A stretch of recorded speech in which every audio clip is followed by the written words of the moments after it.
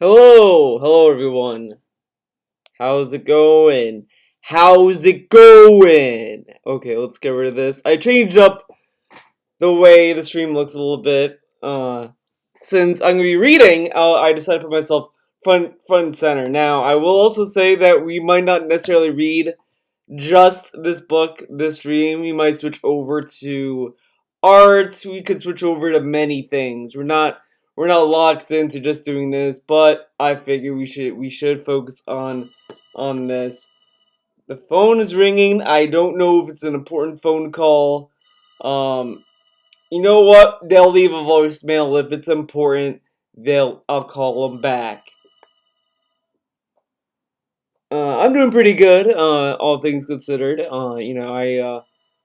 I got up this morning. I didn't. I don't feel like it. Whatever. It is what it is. But let's read this book.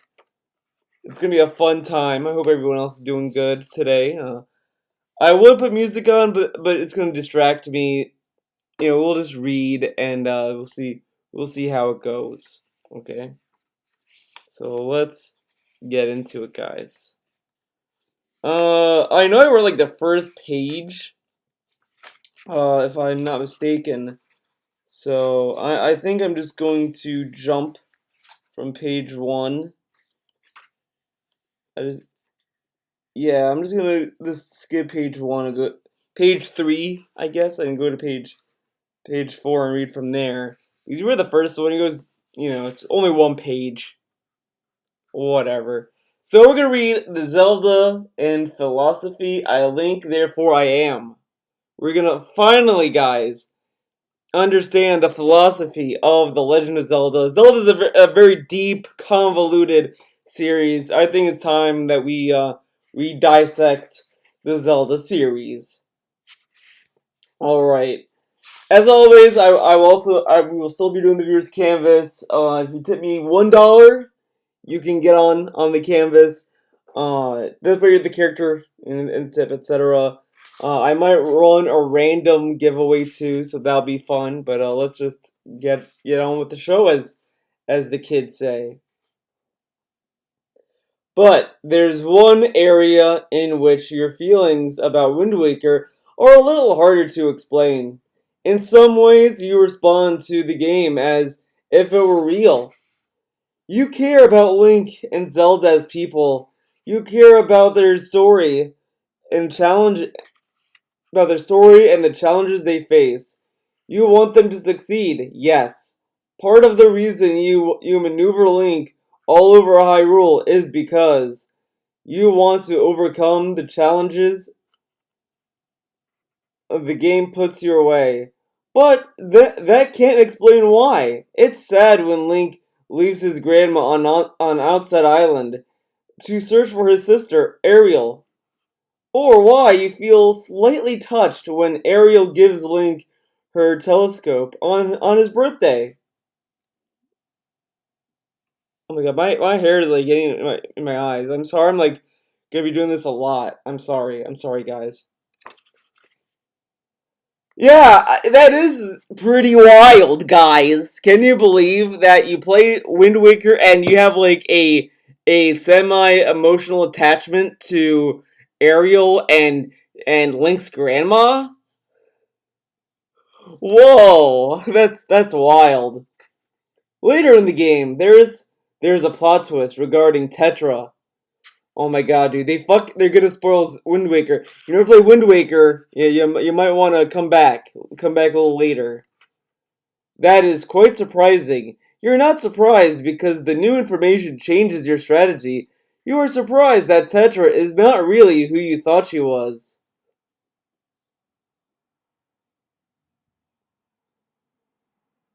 It's character development that surprises you, not gameplay. Oh my god. This book is like it's thick, and I kind of don't think the way that the book talks to you, I don't think the demographic would read all the way through. This is really dumb. I love Wind Waker, by the way. Wind Waker is really one of my favorite games in the Zelda franchise. It has a better story, better characters, all that kind of shit. I like Tetra. She's a way better character. But this is like, guys, You know that the plot twist with Tetra is gonna blow your mind? Not for gameplay reasons? Like, yeah, no shit. Because Tetra doesn't really have a gameplay focus. Okay. You may feel scared by some of the game's monsters. Okay. I was gonna block it, but I realized I was scared by the. You know when you're sailing on the Great Sea, I got scared by the big octopus monsters that generate a whirlpool. That scared me as a kid, and what also scared me were the big pineapple enemies. The enemies that look like big pineapples. Those scared me too. So those two enemy types scared the shit out of me. Everything else was just annoying. The sharks, the sharks were just a nuisance. But I'm telling, but I think they're called pie hats. Those were terrifying, and so were the big octopus monsters that generated whirlpools that you were stuck to fight. Those two things scared me in that game. Let's see. It sounds like it was written by a journalist that doesn't play games. The mummy dudes and their table. Yeah, the Redeads. The Redeads were pretty scary. I let, but the when I replayed it, they weren't that scary because they were these big purple monsters. They were cool. They were cool looking. I liked their designs. I think the Redeads in Ocarina of Time were a little bit more scary because those kind of took the spots of the NPCs in some cases. So they were a little bit better in the Ocarina of Time games, but uh, the Redeads in Wind Waker were kind of they were creepy, but they were kind of cool looking. So they played the line.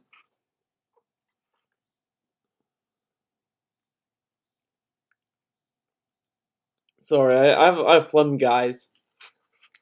You may feel scared by some of the game's monsters. On Dragon Roost Island, you face the large, flame-spewing scorpion Goma. Hey, Ocheva. Goma. When you first walk into the final cavern, there is a cutscene in which you see Goma slowly rise to his full height, towering over Link, and you think, this is not good. Your eyes widen and your heart rate increases just a little bit as you look at this threatening monster. You see the monster. Your palms are sweating. You drop mom spaghetti. Okay. You also have some more subtle emotions during the game. There's a small sense of majesty when you conduct the wind's requiem. And you see the wind suddenly change direction and blow past Link with great force. The majesty isn't because. Oh god, we're gonna know what the majesty was, guys.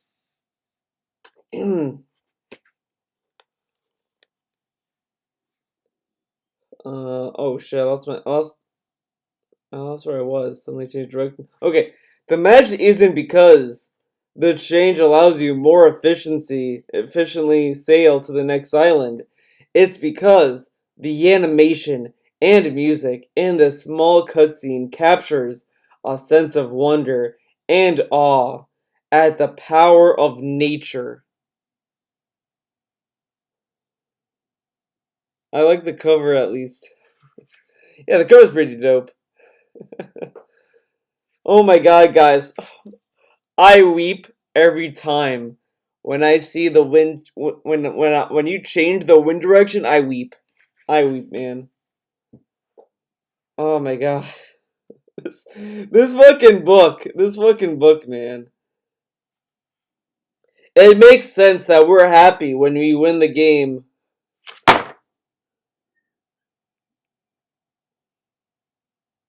We're happy when we win the game.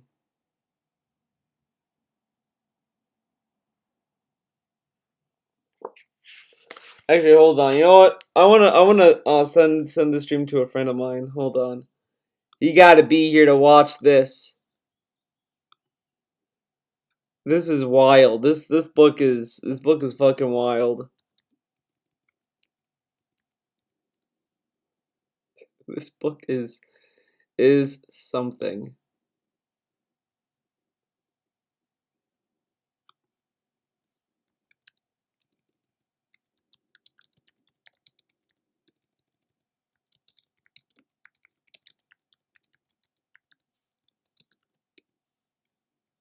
There we go. Now my buddy can come by, hang out, and get some edumacation, dude. That doesn't make sense. It was the Incredible Force. Wouldn't he be swept away? Oh no, dude. It's beautiful. Okay, it's beautiful wind.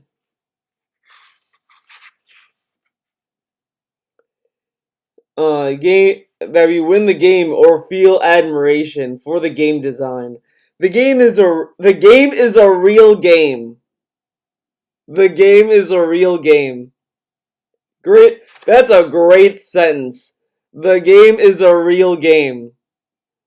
Is this William Shakespeare or Charles Dickens? I always get the two confused. This is oh my god, there's this this sounds like it has like a bunch of people in the kitchen because here it says it's edited by Luke Cuddy. But who's the author? Who wrote this?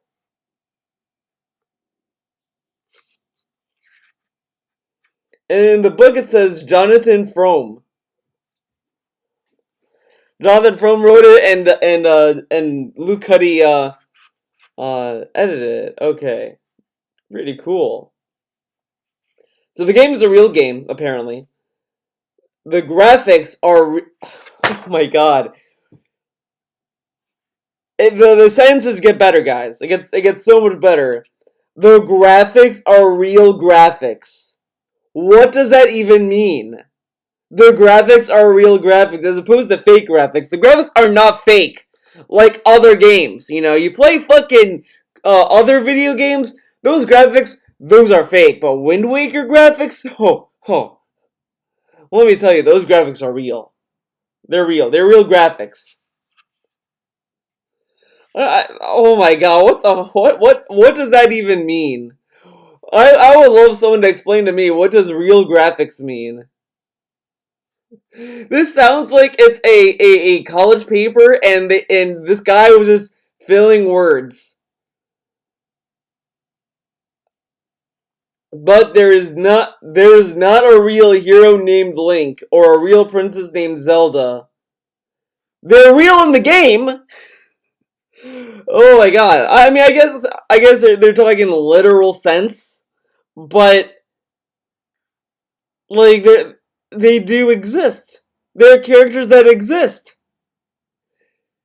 They exist in the sense of that they're developed in the game. This is so fucking lame. This game goes out of like this literally nonsense. It goes into this meta nonsense, all this nonsense in it, and then it has the balls to say that Zelda and Link aren't real. But if you're talking about the game, the characters exist in the sense of the game because the game is developed. The graphics are formed. This book is madness. Madness. This might be madness caught on tape, guys. Goma is not actually dangerous, and there is no actual majestic wind blowing over Hyrule. Oh my god. I mean, yeah, it's literally no real wind in the game. So is it okay? You know what? No, I'm gonna, tell you the reason why I bought this book when I was a dumbass kid. I thought this book was gonna get into the story and the lore of Zelda. That's what I thought this book was gonna be about. I was like, oh, it's gonna talk about the Zelda lore. Cool. Open the book and it's talking about game design and all this other stuff. That's not philosophy.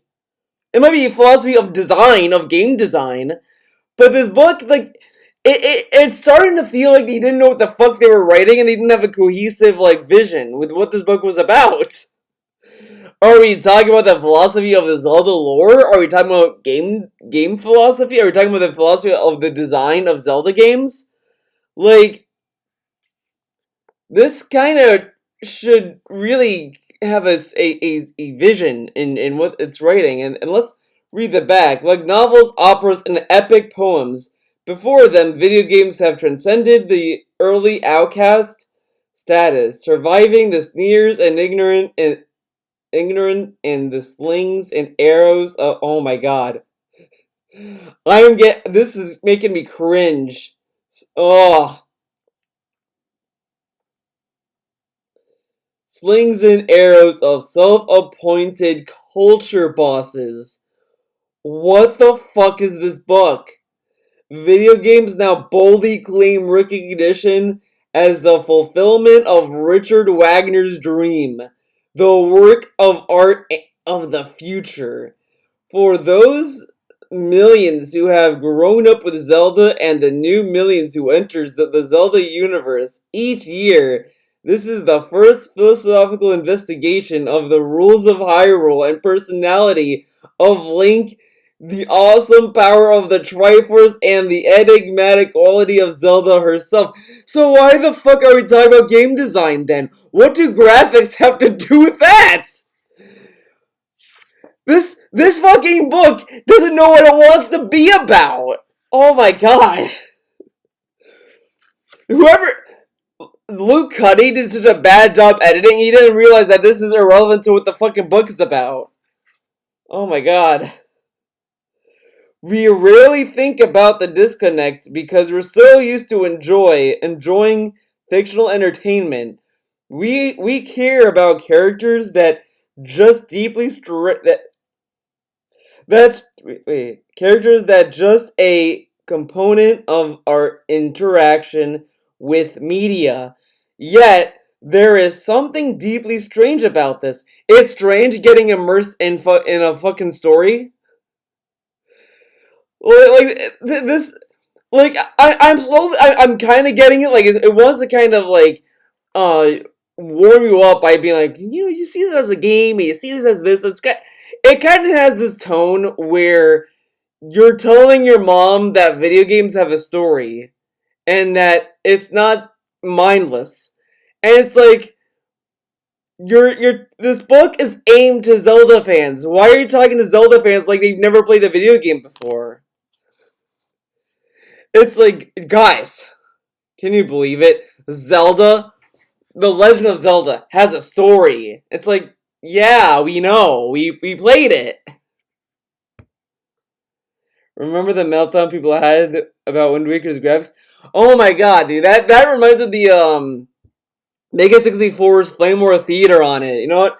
Phoenix Rush, I'm gonna link it to you.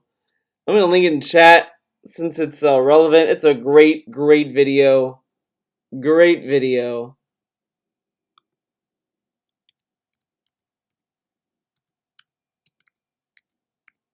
Flame War Theater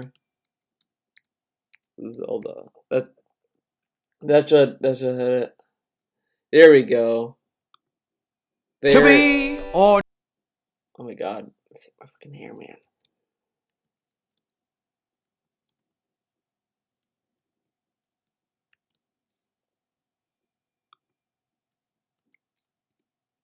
There you go. You can watch that. That's gonna be fun. Maybe you should watch that after I read some of this.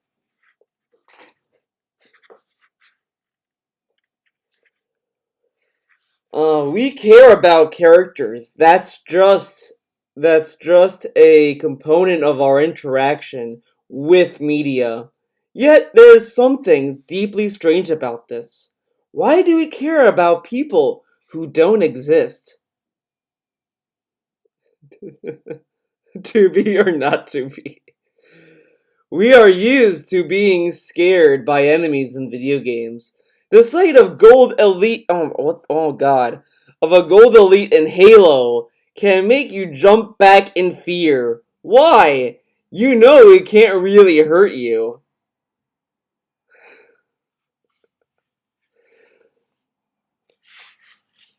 Guys, why are you so scared of the fucking Gold Elite in Halo, okay? Get over it. They're not real!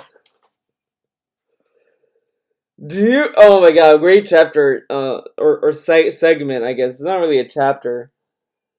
Do you really believe that Zelda killed Ganondorf?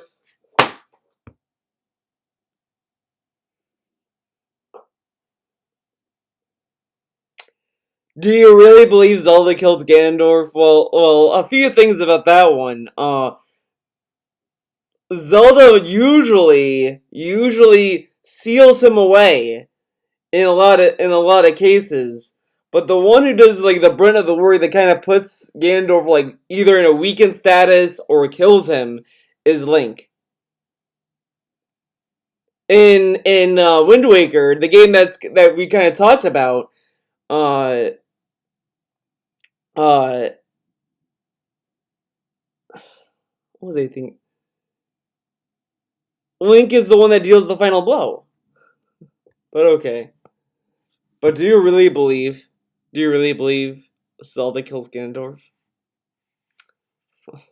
Let me tell you.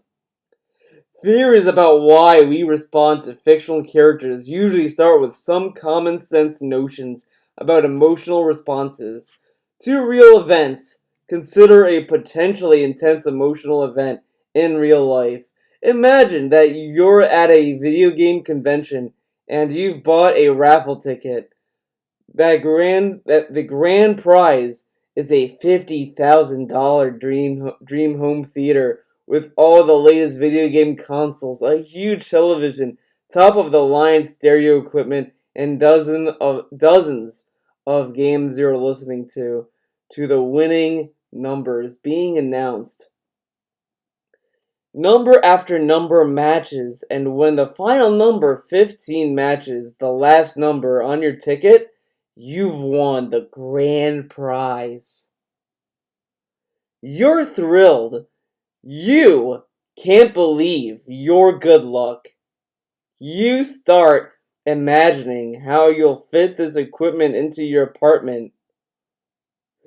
Wait, didn't I just say you're gonna win a house?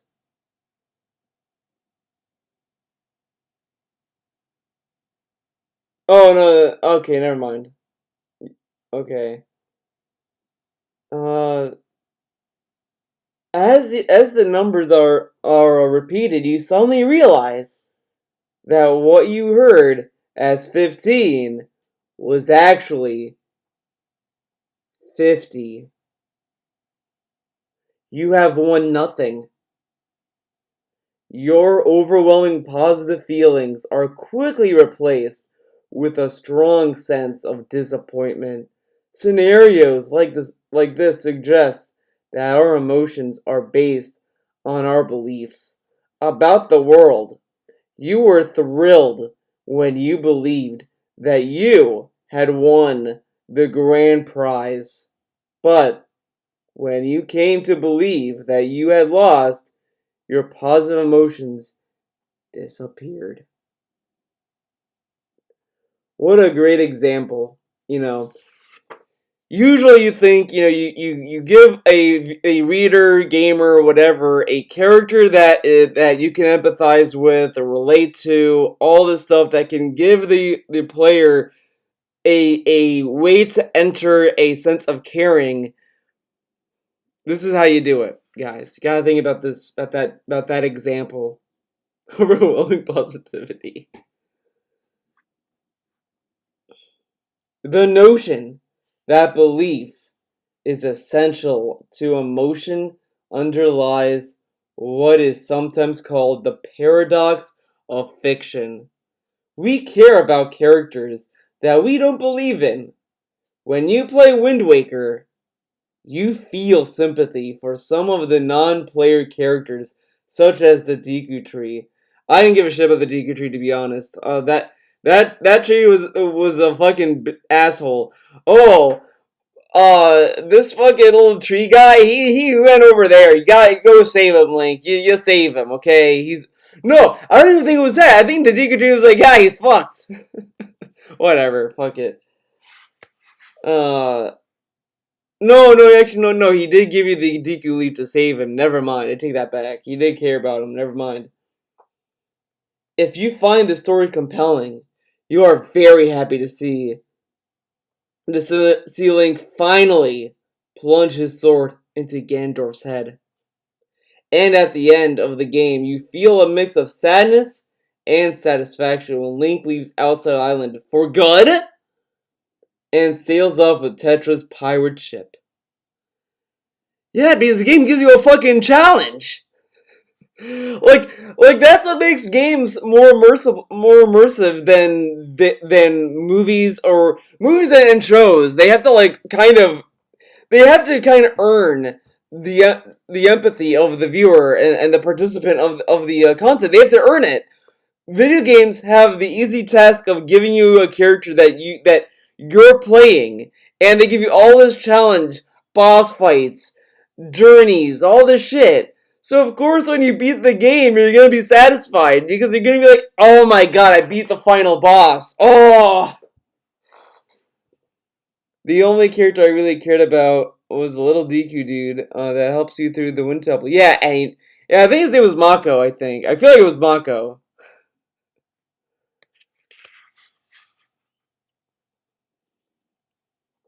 But guys, you don't. And by the way, what was great about Tetra and Link sailing off together? They both went off to find a new like land to form. It was pretty rad. And then you play the DS Zelda games and it continues that. It's pretty cool, huh? But you don't believe that there is or was a Deku tree. You don't believe that a boy named Link leaves a real place called Outset Island. And you don't believe that the game is an account of actual events. Oh my god. Guys, this story that's made up, can you believe it's a made up story? Whoa.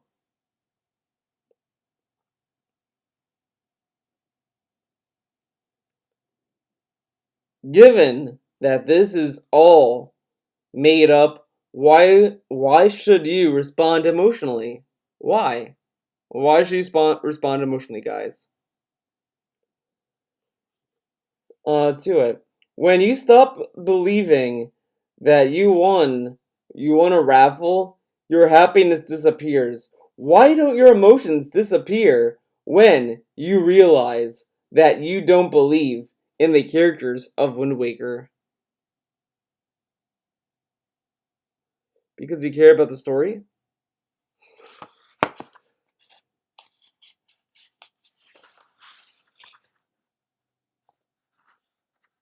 Wait.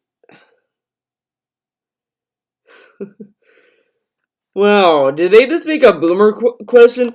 Do you really believe that Zelda kills Ganondorf? And they don't talk about that headline at all. Raffle.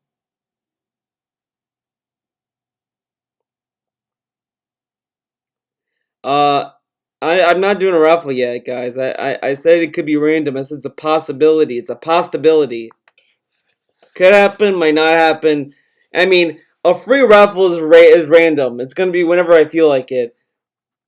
But you can't control it, dude. You know what I mean?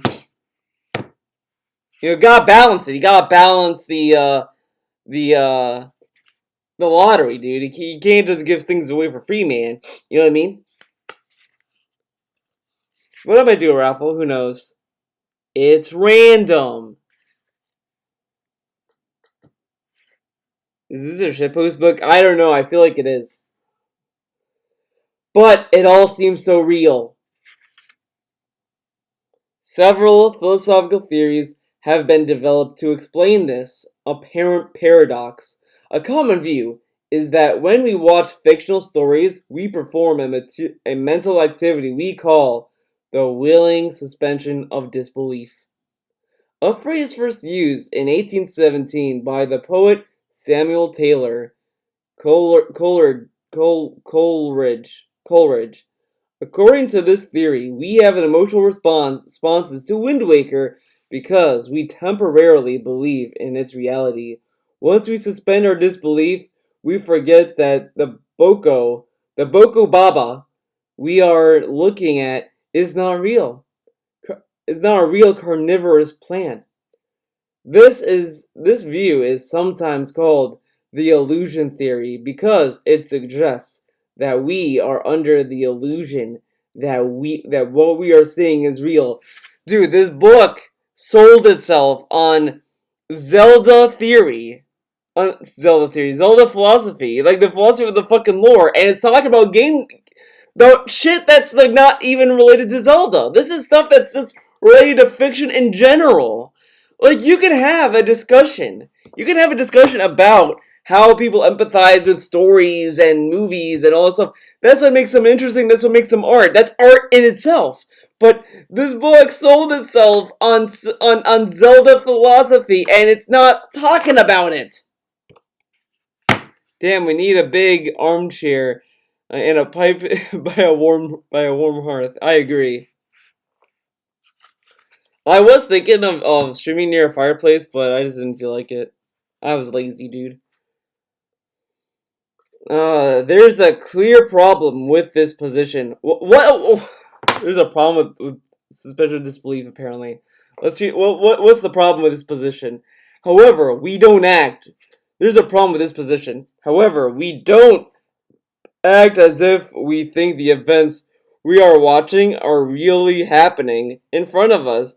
When we throw a bomb, if we're throwing a bomb plant to blow up a boulder on Dragon Roost Island, we don't move the GameCube off the top of our TV so that it doesn't get not. What? Wait. When we throw a bomb plant to blow up a boulder on Dragon Roost Island, we don't move the GameCube off the top of our TV so that it doesn't get knocked to the floor when we see Ariel taken away by a huge bird we don't call Okay.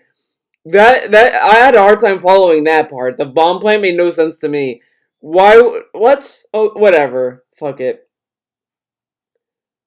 We don't call the police and report a kidnapping. We never really suspend our disbelief. We always have some disbelief in the events on. Though willing to suspend disbelief isn't believing everything in the game is happening. You're just willing to just forego shit and say, yeah, this is happening in the story, and I can whatever. Oh my god! What is this book? What is this book? And the events of the screen, or else we would respond to them as we respond to real events. Yeah, because when you see a giant bird take Ariel, you're willing to accept that, yeah, this is happening in the game's universe. But you're not gonna sit there and be like, well, since I suspend my disbelief, this has to be happening, it has to be true, time to call the police.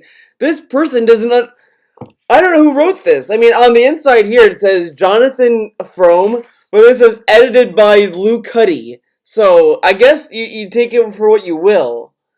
This is insane. This is fucking nonsense. Oh my god, here we go. Defenders of the illusion theory may say that suspending our disbelief doesn't mean that we think the game event are real. It means only that we suspend any belief about the game's level of reality. We neither believe in them nor disbelieve in them. This response attempts to ward off the objection that we do not act as if we believe the film is real. This response isn't compelling, however, since emotions seem to rely on beliefs.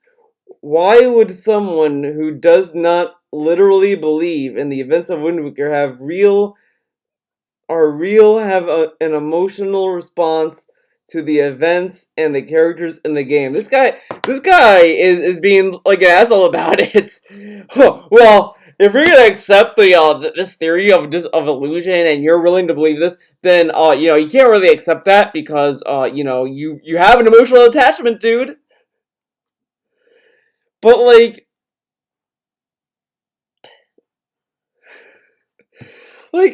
it's so clown world. Like this is being petty. This is like a college student being petty with what they learned in philosophy class. Like, okay, yeah, sure. I see where this guy is coming from. Like, saying, like, you can't really respond. It's not really compelling to say that, you can only believe so far into it. But if you're gonna sit there and say that it's just a game, then how can you How can you emotionally respond to the game if it's just a game, bro? But like that's such a non-response to what's going on because yeah, you can get involved with what's going on in the game and know it's a game. Like because it gives you enough to care about.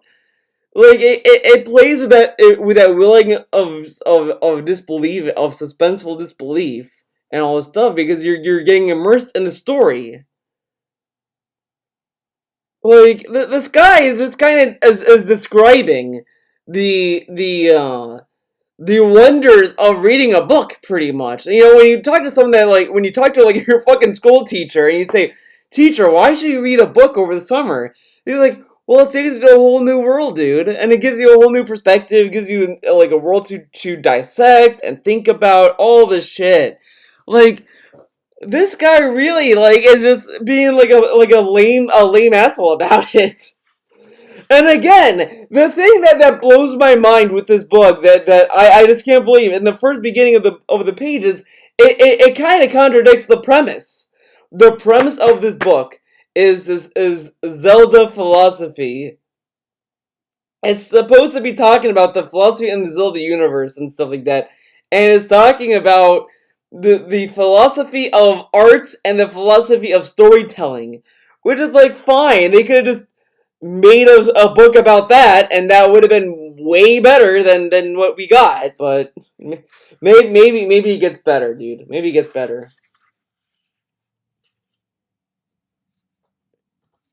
Do you really think about Mario defeated Bowser? Do you think you really defeated him? Is Bowser really dead? Think about Link's grandmother. Think about it. Carroll suggests that the illusion theory is based on the false premise that we need to believe in the existence of something in something. Oh my god.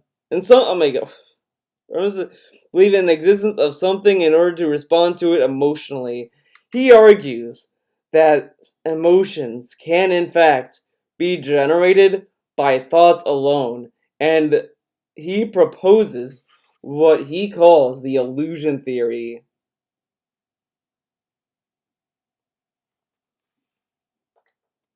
He suggests he gives the example of standing on the edge of a dangerous precipice. We are in no real danger of falling off the edge. Our feet are planted safely. There is no wind, and we have no intention of jumping. But if we vividly imagine going over the edge, plummeting, and hitting the ground, we can be genuinely scared. We're scared not by the belief that we are in dangerous situation, but by the mere thought of something bad happening. Carroll also notes that when something bothers us emotionally, we often try not to think about it or to deflect our attention from it to lessen our emotions. According, I like Ling's grandma. I felt bad when she was sick, and I'm glad you can make her feel better. Yeah, I agree. I agree with you, Coyote. I felt the same way. I felt the same way. The grandma did nothing wrong. She's a cool lady, dude. Uh, where was I?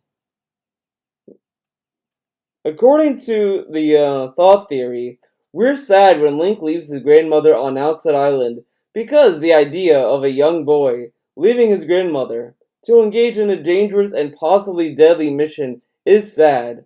We are happy when we rescue. Oh, it's Makar, not Mako. Makar, and return him to the forest to return him to Forest Haven.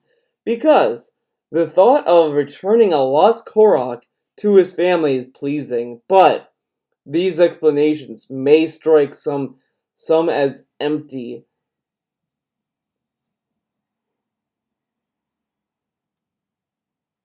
As empty. When we vividly visualize being killed, emotion is crafted is being killed, emotion is created because we are consciously constructing a vivid image in our minds.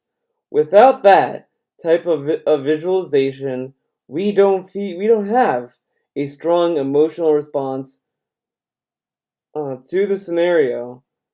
But if our thoughts only cause emotional responses when we visualize them, then this doesn't explain your response to Wind Waker. Wait, what? So, when we vividly visualize being killed, emotion is created because we are consciously constructing vivid image in our minds.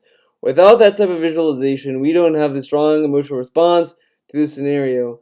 But if our thoughts only create emotional response when we visualize them, then this doesn't explain your response because you don't visualize the world of the game while you play. You don't have to, you see it on screen. In fact, it's very hard to play a video game and simultaneously visualize something else. Also, some events that spur emotions, such as monsters suddenly popping up in front of you, happen too quickly to form conscious thoughts. The thought theory doesn't explain why actually seeing these fictional images without consciously reflecting on the game's situations can create emotion. How?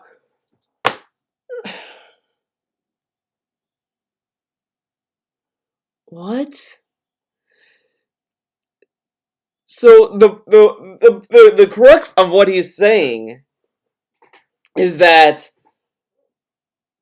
the thought theory doesn't work because we can't visualize the world of the game. But if you're sailing in the game, you're actively thinking about other islands to go to. You're thinking about your destination. You're thinking about, oh, what am I gonna find on the island?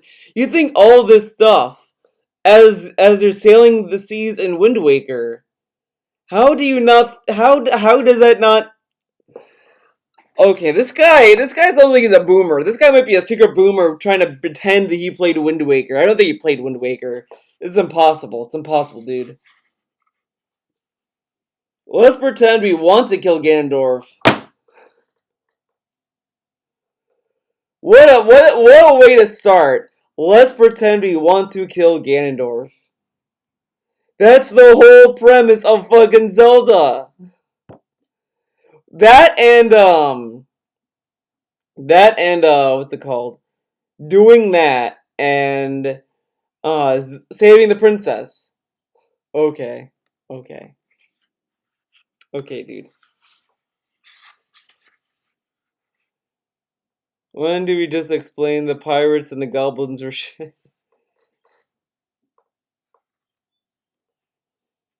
A third theory attempts to dissolve the paradox of fiction is the pretend theory, which has been championed by the philosopher Kendall Walton. Walton's theory is a general theory of how we interact with artworks, but it's applicable to video games as to paintings or films. The pretend theory is an approach that is more plausible than it may first appear and is a primary framework through which philosophers discuss works of art. Walton argues that interacting with representational art is analogous to playing children's games or make believe. He says that in games of make believe, children use props to imagine fictional scenarios. For example, Tom and Jane might play a game of make believe in which they pretend to be Link and Tetra. Tom grabs his yardstick, which they pretend. What?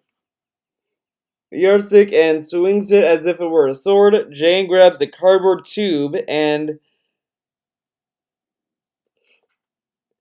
and looks through it as if it were a telescope. The yardstick and the tube are props they used to play the game of pretend. On Walton's account, Tom and Jane's actions authorize them to imagine certain events in their game. Jane might hand the tube to Tom, point to a house, and say, "We're approaching Windfall Island." Her actions suggest to Tom that he is supposed to pretend that. Oh my god. They're like explaining how imagination works. Guys, you know when you play as kids and you imagine stuff, you say this thing over there is that thing and it's not really the thing, but you pretend it is. Walton claims that the process of using props in pretend play is analogous to the process of engaging with artworks. In fact, Walton thinks that the analogy is so strong that we should actually think of engagement with representational fictions as a form of pretend play. When we play a video game, the images and sounds of the game are props, like the yardstick and tube in the children's game.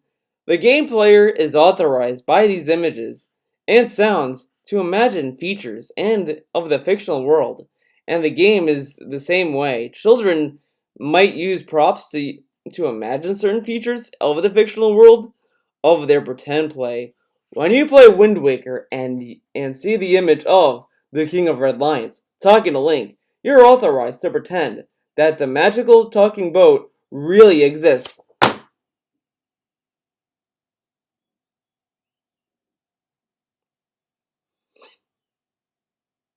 You don't say. You don't say when the game shows you something, the game is pretty much saying, believe this, pretend it's real. This shocks me. This book is wild, guys. Man, let me tell you.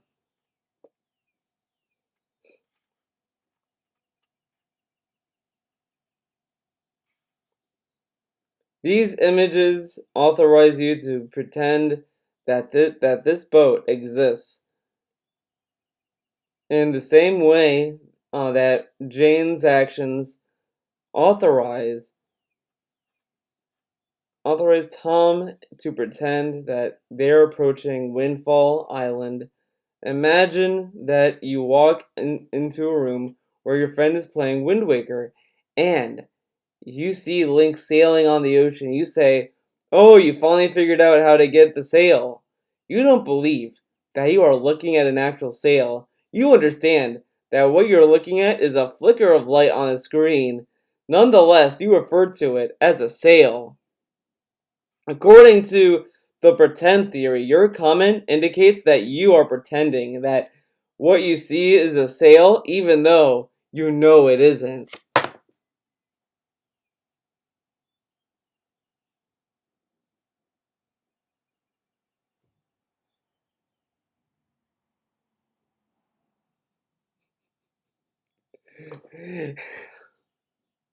You don't say, guys. Guys, did you know? Did you know that objects in video games are not real objects? They're just flickers of light and polygons and pixels that were designed.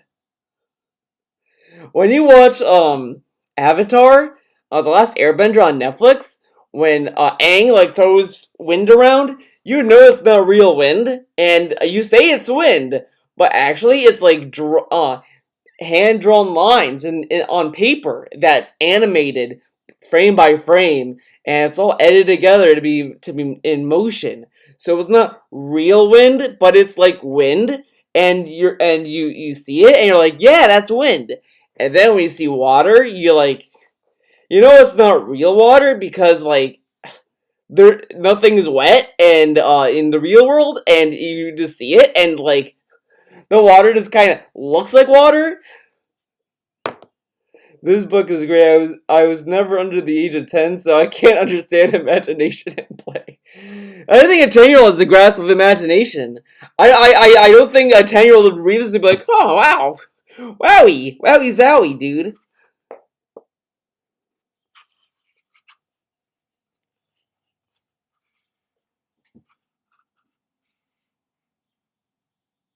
Yeah, the poor trees, man. Walton uses this theory to explain how artworks generate emotional responses. Walton describes Charles, who watches a horror movie about a deadly slime. During the film, when the slime approaches the camera, Charles screams. Later, Charles claims that he was terrified of the slime. Walton states that Charles cannot really be afraid of the slime because Charles knows that the slime cannot really hurt him. Rather, Walton claims Charles imagines that he is afraid of the slime. So these books became a bit of a fad like a decade ago, and as a useless member of society with a philosophy degree, I want to say they are all awful trash. Yeah, you know, I don't remember when I bought this book. To be completely honest, I don't really remember when I bought it. Let's see if we can find a copyright year.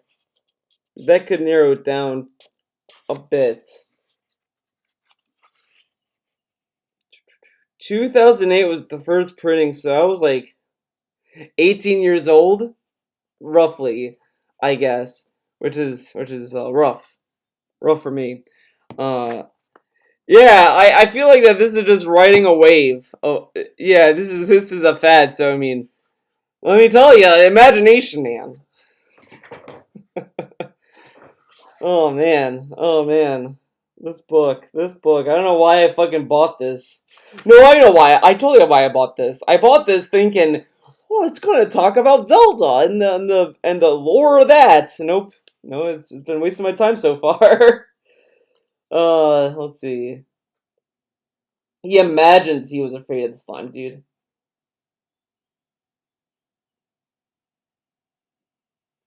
Charles plays the game.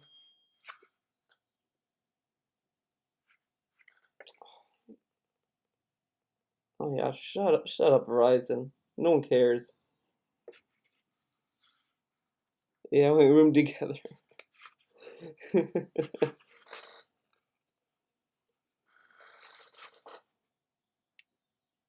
Oh baby. Imagines plays the game. Charles plays the game of make believe, in which he imagines that the slime exists, that it is coming towards him, and he is in grave danger, and that he is afraid of the slime. Part of this game of pretend is for Charles to act as scared as he would if he were actually in danger. But Walton does not think that Charles' emotion is limited to actions. Charles feels scared as well as Charles's response, which Walton calls make-believe fear or quasi-fear. Feels the same as regular fear. If you're afraid, it's hard to act. Like that, like, come on. At this point, this is kind of giving the idea that anyone could be an actor. Anyone could just pretend and think oh, just, like, this is why, like, I've said, like, when people, like, kind of diss on, Christopher Randolph, crying in MGS4 was bad, but it's, like, it's really hard to act crying. It's really hard to act that. Fell for the marketing scheme, man. I fell for it pretty hard, man. The same guy wrote an edited philosophy books for hey. Oh my god. Yeah, there was one for like everything philosophy and Twilight and blah blah blah. A bunch of trash to make people from fandoms feel smarter about themselves for buying these. Oh man, I wouldn't necessarily say I bought this thinking I'm gonna be smarter. I thought this was gonna get into the story. I was curious about the story and shit, but it didn't really. I'm glad I never read it. I'm glad I. Well, no, I'm glad I didn't read it, but I'm also disappointed that I wasted money on it. You know, anyone could be an actor, just not a good one. It is make believe not because it's devoid of real feeling, but because it is based on Charles imagining he's in danger rather than believing he is in danger. Walton recognizing that film viewers often feel things that they may not choose to feel describes make believe emotions as involuntary. You pretend to make the emotions whether you want to or not. I know you didn't, but a lot of people Yeah, yeah. I know I know there's always gonna be people that are gonna fall for marketing schemes and jerk themselves off. I mean, there's a lot of people like that. Whoa, man. Walton's theory provides an internally consistent explanation for the paradox of fiction. We're happy when Link defeats Ganondorf, not because not because we actually believe that he has saved Hyrule, but because we're pretending, just as we use the patterns of light on the screen to imagine that there is a hero named Link, and that he defeats a villain named Ganondorf. We use these images to pretend uh, that that we are happy about these events. This response feels like a real emotion, but it is not because it is caused by a fictional situation, or so goes the theory. All right, I gotta get something to eat. I'm getting hungry, guys. So I'm gonna get some lunch. I'll be back. I'll be back. We'll continue reading this, guys. Don't worry. I know you guys love this book. You guys are a huge fan of the book, but I'm gonna get something to eat. Uh, so I'll leave you guys with something to watch as I get some food. Let's see here. I'm just gonna do a playlist of this Flame War Theater. Shit. Let's see.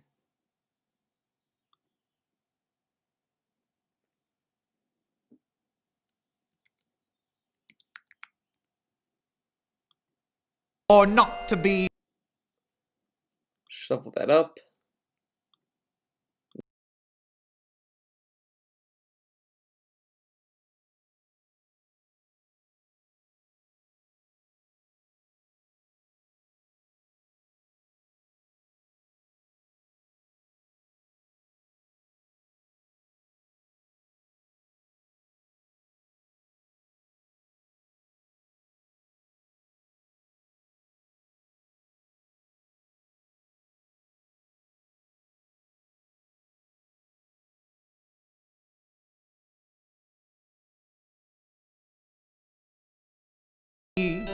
He chose not to be. This episode of Flame War Theater is brought to you by Squarespace. From websites to online stores, marketing tools, analytics, whatever you like, Squarespace, the all-in-one platform to beautifully launch your online presence for your acting troupe or your video game forum. Try it out. Now, enjoy the show.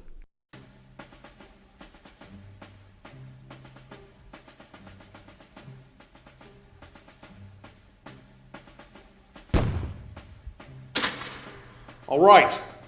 There are too many threads about bitching about the new Zelda. So I'm going to consolidate them all into one big thread so that maybe this board could regain some order. So from now on, if you've got a bitch about the new Zelda, you do it here. P.S. Personally, I like the stylish new Zelda. Maybe I'll actually buy this one. I am as loyal as the next guy to Nintendo, but even I know when they have made a mistake. I saw the screenshot at Nintendo Box, and from what I saw, it sucks, guys. It purely sucks. I don't normally assume, but well, some things in this world just suck, and this is one of them. Mario looks cool though, but Mario Sunshine? That name has got to change. And probably will. Why does Link look like a girl? Okay, looking at the screenshot again, the style reminds me of Fooly Cooly, an anime made by Gainax. http://www.furikuri.com. I still don't like it. I was thinking, Piwapa were saying there could possibly be another Zelda game because of the adult-looking model in the first demo. But sorry to inform you, but those were likely designed for Smash Brothers. I think Nintendo just threw in the towel. It ticks me off that they have to make it so kiddie. If it looked like the animations in the instruction booklet, hell yeah! But they have to make Link look like he needs a diaper. It's just... ugh! For God's sake, people, he looks like a reject from A. Arnold, or a similarly badly animated program. I wanted mature. I got 5-year-old. How can you people still bitch? Have you not seen the movie? Yes, we have. And yes, it still sucks the big one. This game suck. God damn, I hate to you Nintendo whores that say you like when inside you crying. You people make me sick. You aren't Zelda fans, you're Ocarina of Time fans. You don't deserve Cube. Down! Down, down, down! Down, down, down, down, down! Down, down, down, down! Down! Down! Down, down, down! Down! Don't proceed to give me none of that rationalizing bull poop! I know none of you were expecting to see such amalgamated, congested dollop of vermin excrement. I wouldn't look at that game to save my life. I wouldn't honor it by trying to touch it with a 500,000-mile-long reinforced insulated carbolithium pole that was industrially treated with aseptic, disinfectant, and anti-tendo shit chemicals. Case rusted. Shit! Oh, by the way, I don't want to ever hear, see, smell you sissy fanboys trying to defend Vagicube either. Because everything any PS2/Xbox fan has ever said has been confirmed to be true. One more thing. By God, if anybody, including anyone at IGN or any other website, tried to say anything remotely contrary/contradictory to my above statements in their weak, penile, plus anal, plus inane editorials, I will wreak something as no thing of man born has ever seen, dreamed, imagined, and or experienced.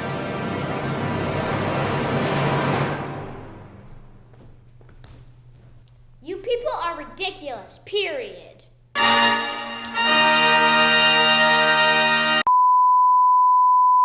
We're going to see how famous we get using Squarespace.com. With their awesome analytics tools and search engine optimization, you can build your online presence. Heck, we may even embed this video as a background to our website. And we encourage you to do the same through Squarespace's website building features.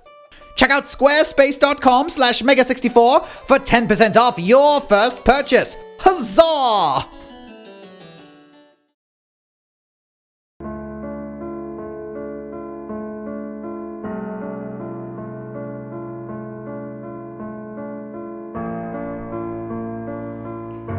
G4! What the fuck? Halo 3 trailer! Sessler, you guys enjoying this? Cut to commercial in the middle of the trailer! Who the shit is producing this debacle? Eat shit and die, G4! That was amazing. Yeah, it would have been if I could frickin' see it! Boycott G4 from now until the end of goddamn time! Lost Odyssey, Mass Effect, last half of the H3 trailer, cut off by commercials. Fuck you, Sessler! This is bullshit to the nth degree! LOL. I was sitting here talking to my wife and I go, oh shit, it's about that time for commercial. If they go to commercial during Halo 3, G4 will burn and never never be able to recover. LOL. And there it was. WTF. It's not like they had some high-dollar sponsors. They had bullshit flying helicopters off a cold or some shit. Who gives a damn? Die, G4, die! They missed the whole FIFA Pinata announcement too. I am so disappointed with G4's coverage of this conference. Seriously? Heads should roll for this abortion. It actually has me mad enough to file a complaint. The fact that someone authorized cutting away from the Halo 3 trailer, the big money shot for the conference, alone should get someone fired.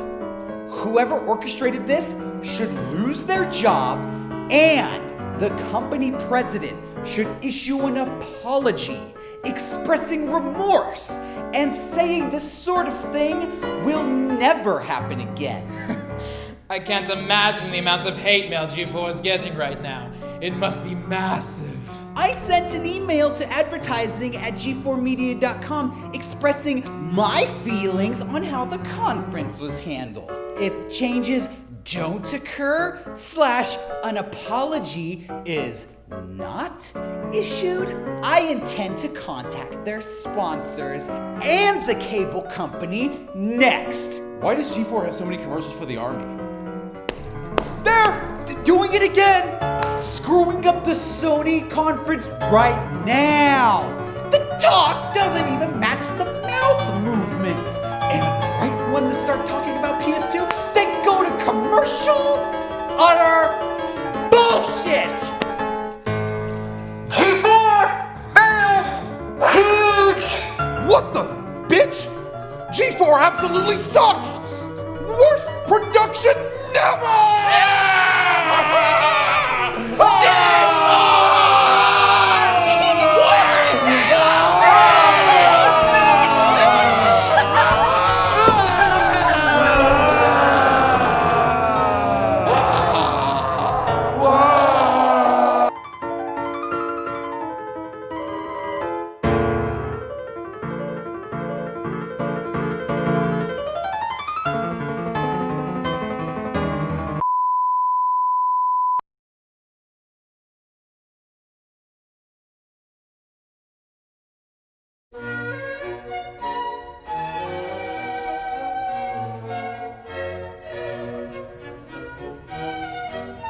What is the next Halo gonna be like?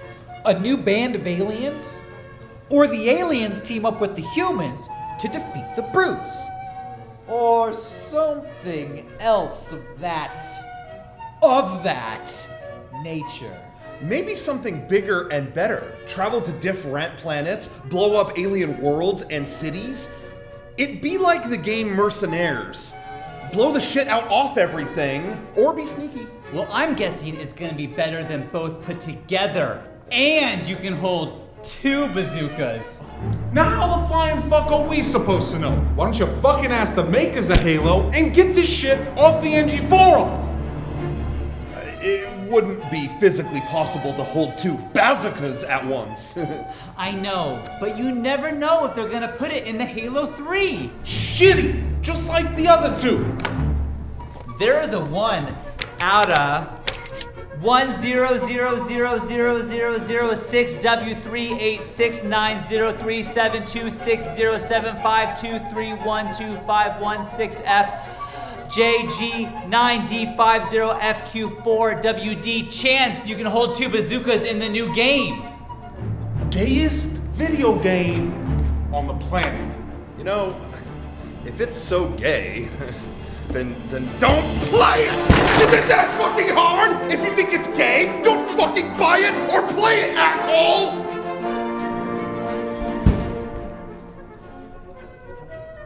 Well, I like everybody's ideas about dual rockets, which is physically impossible, but it's the Master Chief we are talking about.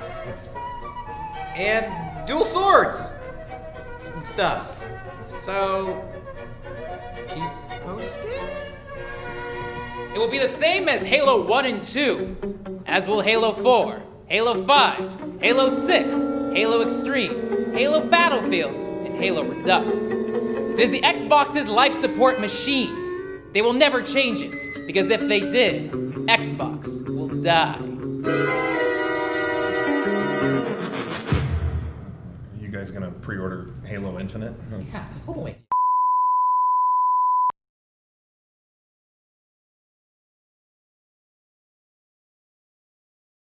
Lickly. What is lickly? Or likely? Today's Flame War Theater is brought to you by Squarespace. From online stores to websites to analytic tools, marketing, anything you need for your web presence, you can find at squarespace.com. I encourage you to look. Hey, I'm back. That is after today's performance. I'm Take it away. back. Who wrote this shit? You know what? I'll put the face cam on later. You don't need to see me eat. When's the last time you seen a movie without a female lead role? Oh, When's God. the last time you seen a movie This one. without women artificially kicking ass? This toxic femininity is infecting Femininity, dude? a whole society. Sounds like a Mortal Kombat thing. We don't deserve a hot Claire. Times are changing. The future is female. Just so you know. Claire is not ugly at all. I don't understand what all these people are on about. Although, I do sometimes forget that many game FAQ users have supermodel partners, so their standards are high.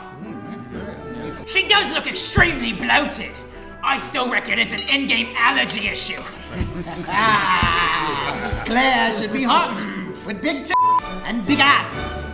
Times are changing. These weebs too used to cutesy, unrealistic waifus can't appreciate a realistic and unique-looking woman. Claire is Femininity. so that all you folks that obsess about attractiveness of female characters can keep both hands on your controller. Meh. In some shots, Meh. she's ugly as hell, and in other shots, she's goddamn hot. Generally, she looks ugly during gameplay if you stand still and move the camera to her face. But in cutscenes, she looks mostly delicious. She's not sexy whatsoever. Claire isn't ugly, just has weird cheek designs for her.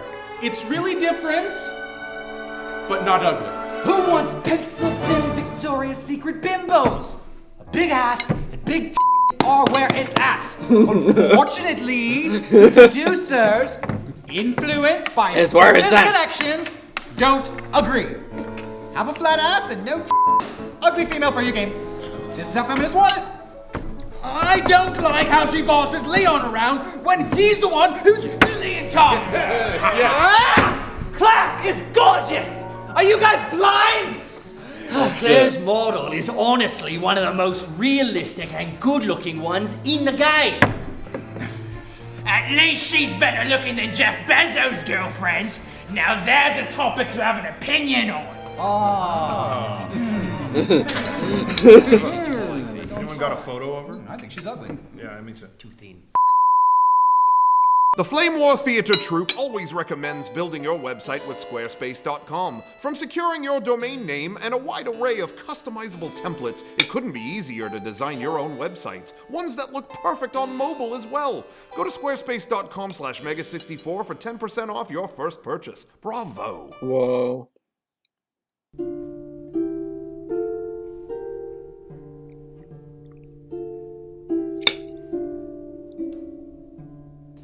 Lag switch. Could someone give me detailed instructions on how to make one? A lag switch. If you want to make something that will ruin or hurt others' experiences online, then I suggest you go somewhere else before someone goes ape shit on your cheating ass! Ah! I would advise you, this might work but very poorly. and might not work if you're running of a router. Oh shit, a router? And before I get flamed about this, This is how everyone fights TSP. Here's dude. one. I just want to help out a fellow glitcher cheater. Magic switch tutorial. BF, I just want to point out you're an asshole! Don't cheat glitching games! Now this game's gonna go to shit quick! Thanks for ruining the gaming community!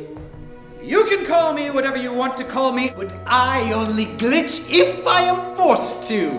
I do not cheat on SOCOM. I play legit. Yeah, guys. Unless I am forced to play Oh, unfair. shit. Never mind. And most of the time, I never glitch on a medley map. So really, if you want to call me a cheater and a glitcher, just play some games with me. You'll soon find out you're sadly mistaken. Please, do not cheat in SOCOM 3. We have enough SOCOM 2 assholes the way that it is. Let's try and make SOCOM 3 a fun time, because SOCOM 2 isn't anymore. I hope there is some sort of system that, if someone is caught glitching, the controller snakes around their hands, ties them up. The TV smashes against their face. Their PS2 shoots out the disc at their nads. Then they get electrocuted. Their spleen gets cut out. Their hair burned off. Their toenails ripped out and feed to them. I'm getting carried away. No, you weren't getting carried away. Most of us feel the same way. Game Master, use the scroll! Magic switch tutorial! What? Where are they? Glitcher cheater! Bastard! Smells like a baby's ass! To kill them all!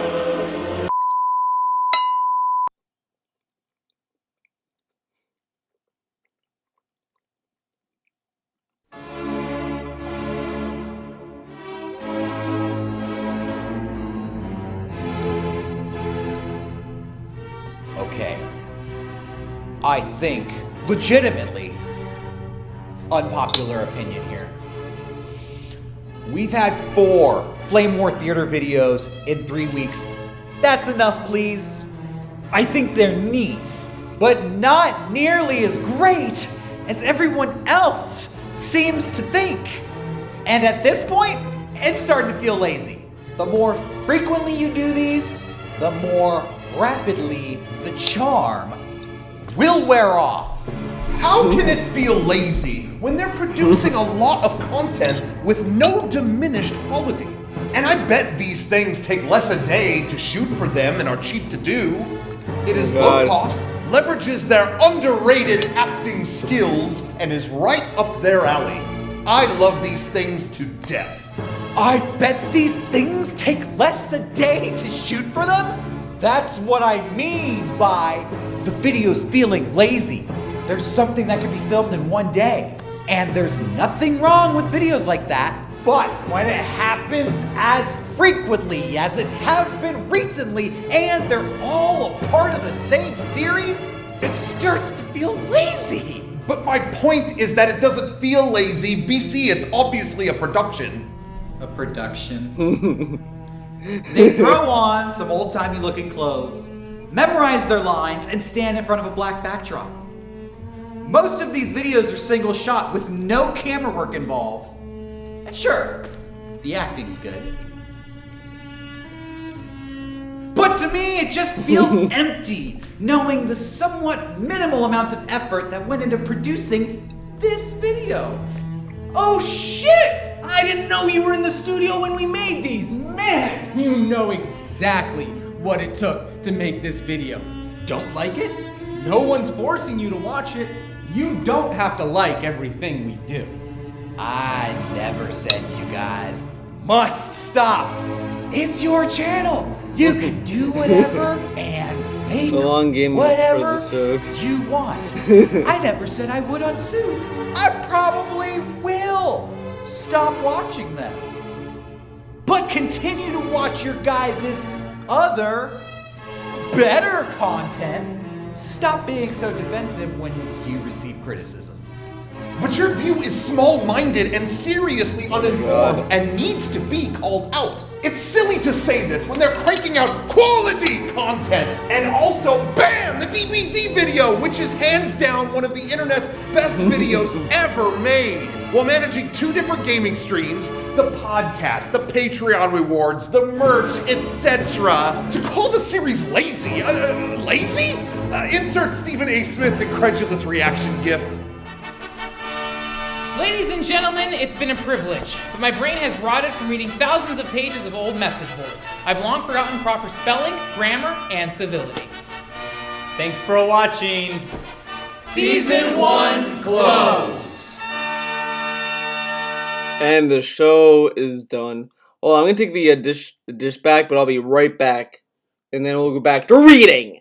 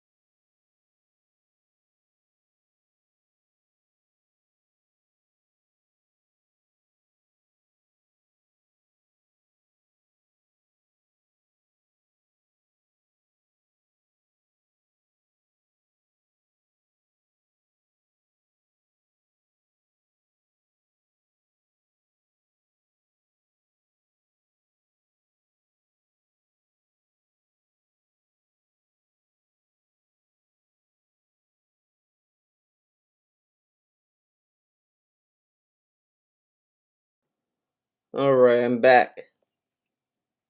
back. Let's put that back on. Put that there.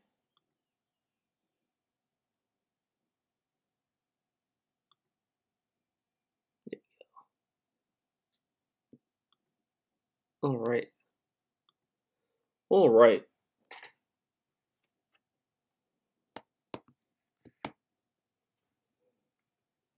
You guys ready for more of this? More fun? More fun?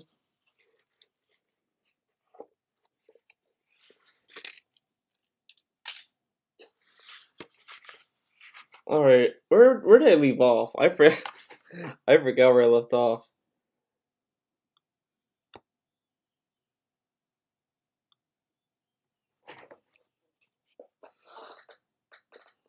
Okay, I found it. The problems with pretending. Guys, there's problems. Unfortunately, the pretend theory is not a good solution to the paradox of fiction. Noel Carroll criticizes the theory by arguing that if Charles is merely pretending to be scared of the slime, then he should be able to start and stop pretending at will, because pretending is a voluntary activity, indeed, an essential part of the idea. Part of the idea of pretending is that the person pretending is consciously choosing to treat one thing as another. When Tom pretends that the yardstick is a sword, he does this by choice. The notion that Charles is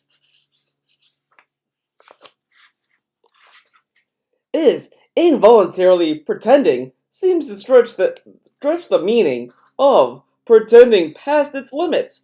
Walton must agree that Charles's pretending to be scared is involuntary because most readers and viewers do not voluntarily pretend to have emotions when reading books, watching films, or playing video games.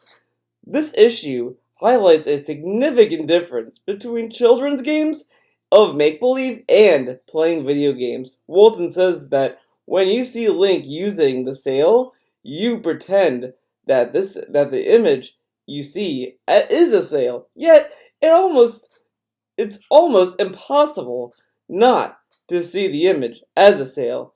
You can't just stop pretending and decide to see the image as a bundle of individual pixels. In contrast, Tom and Jane can't stop pretending to be a Link and Tetra at any time. They can just stop pretending that the yardstick is a sword and the cardboard tube is a telescope. They can always stop pretending, guys.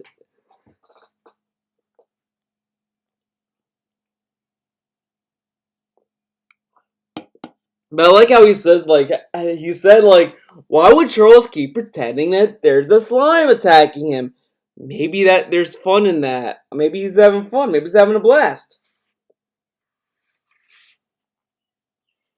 Tom and Jane also have a lot more freedom in their pretend play than you have in playing playing a video game.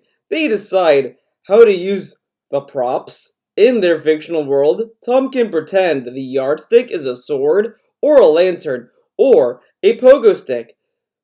Any of these choices work in the context of the pretend world. I'm only pretending to be retarded. When playing a video game, however, you don't have that degree of freedom. It's true that video games are much more interactive than traditional media like films or books. You can choose how to move your character, and in some video games, what your character looks like, but your choices are somewhat constrained. If you walked in on your friend playing Wind Waker and say, hey, you found the giant lollipop. What? There's a giant lollipop? They would think you were nuts. Also, when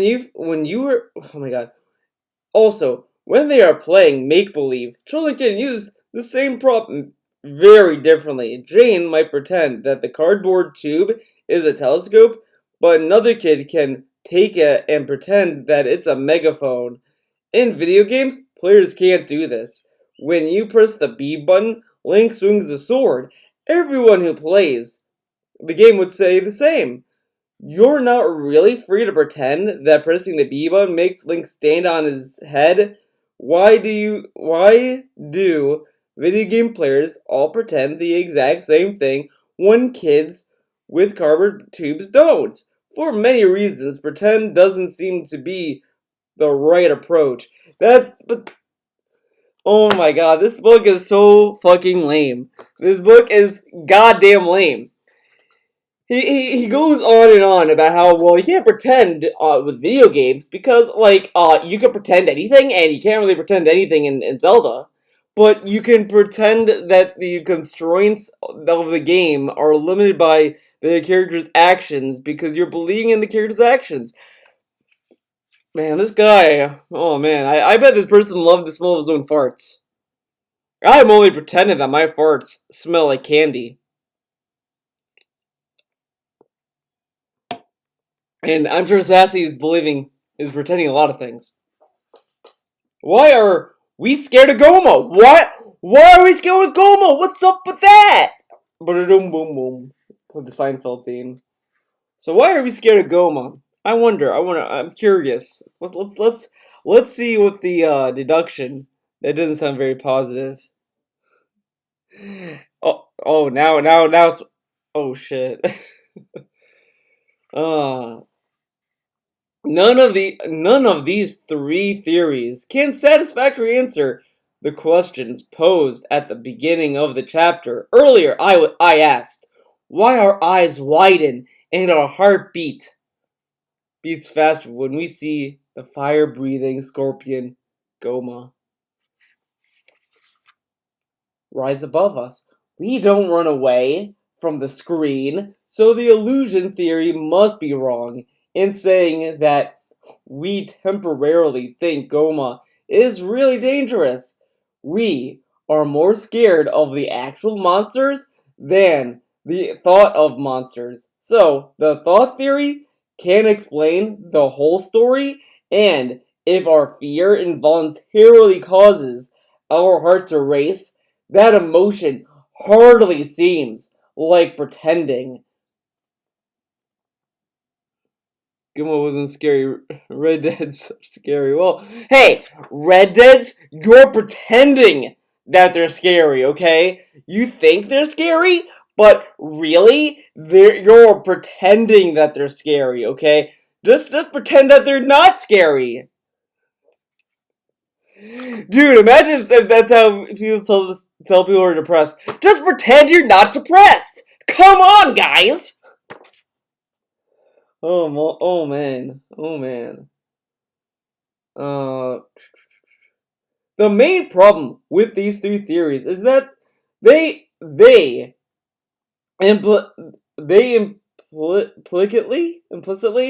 implicitly characterize the mind as monolithic and discuss only the conscious mind in their explanations under the guise of concepts such as imagination and thought. These theorists gloss over the variety of mental activity and the numerous unconscious process that are part of our emotional responses to artworks.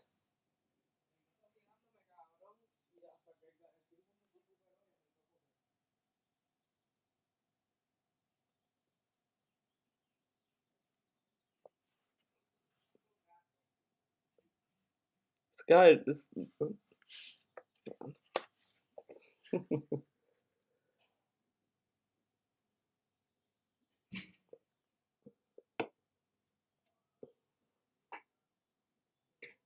I think I have a package. Man, I was reading this. I heard someone talking. I was like, "What?" And then it was the mailman. I'll be right back. It'll be quick. I just want to see if there's anything I need to bring in because it looks like it's gonna rain. So I'll be back. It'll be quick. I'm gonna run. I'm gonna run as fast as I can.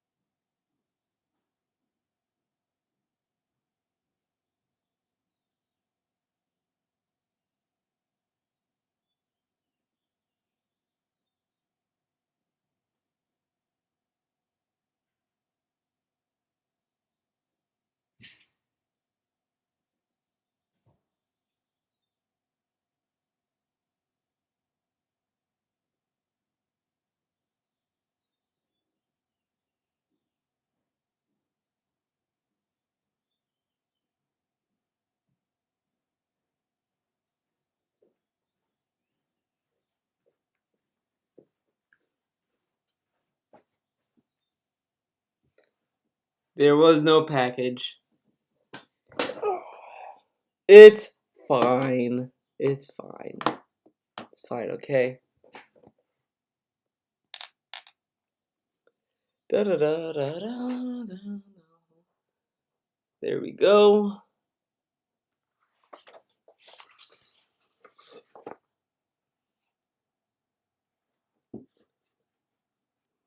The illusion theory says that we react emotionally to artworks as we watch them. We must think they are real. The assumption is that our conscious judgments about an artwork must fully accord with all aspects of our emotional response. The pretend theory says that we know that the artworks are not real, so our emotional responses to them must be pretend. Again, the premise is that our emotional responses are based on beliefs that and must be consistent with the conscious judgments. The thought theory says that we emotionally respond to both artworks and reality because both generate evocative thoughts or ideas. Although this is true, the theory gives no account of why we respond differently to artworks and reality, and it does not discuss the role of unconscious mental activity. The theory avoids the question of why our responses to artworks, and partially, but not fully, like those to real life. Now, I love the idea of this book so far, where they propose ideas and concepts, and then they never really tell you anything about them.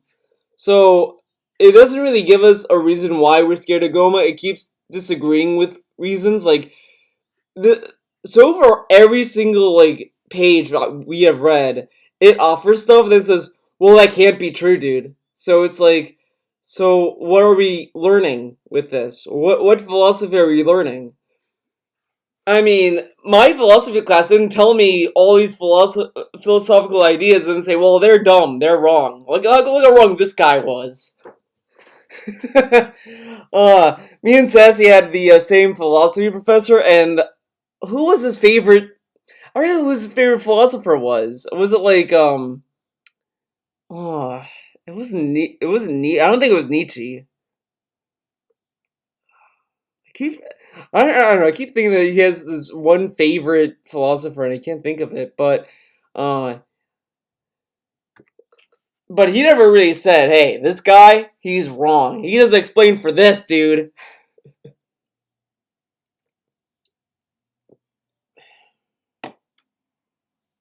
All right, let's move on. Now we're getting to the good. Now the multi-level mind. Kant. That's it. It's Kant's Kant. He can, and he kind of said it like cunt, right? Like he was like, oh yeah, we're gonna learn today's philosopher's cunt. I don't remember what Kant's philosophy shit was. I don't remember that class very well. The only thing I remember from my philosophy class was that I used to ace all my quizzes, and then like after a while, I just kind of got burnt out a little bit. And he asked me what was wrong, and I was like, oh fuck, I felt really bad. Like I did so good on all his quizzes. Then like after one quiz, my grades just kind of dumped off the cliff, and he was like, "Are you okay?" And I was like, shit." And then I don't understand what like I got like I think I got an A in that class. And I don't know what my final was, and I would like to know what I got wrong because I remember one question I just didn't know how to answer it. It was like, "Oh, what is your example of white privilege?" I was like, "What? I don't fucking know." The class is like so early in the morning, so I just sat there. I was like, "I'm just gonna put whatever down." I guess it was such a weird question. I was like, "I don't know how to answer this." Uh, because like, what white privilege am I gonna see in like 8 in the morning? Whatever. It was a weird exam, and a lot of the stuff I don't remember the questions to either. But he loved Kant.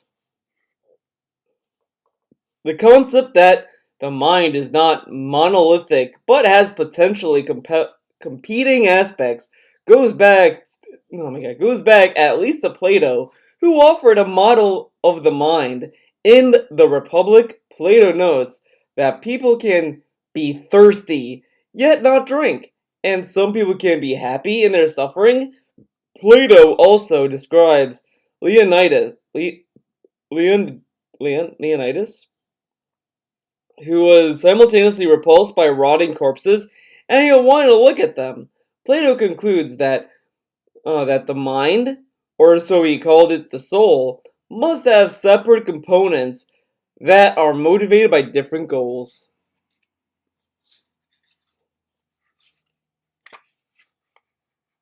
Oh wait, how long is this fucking chapter, dude?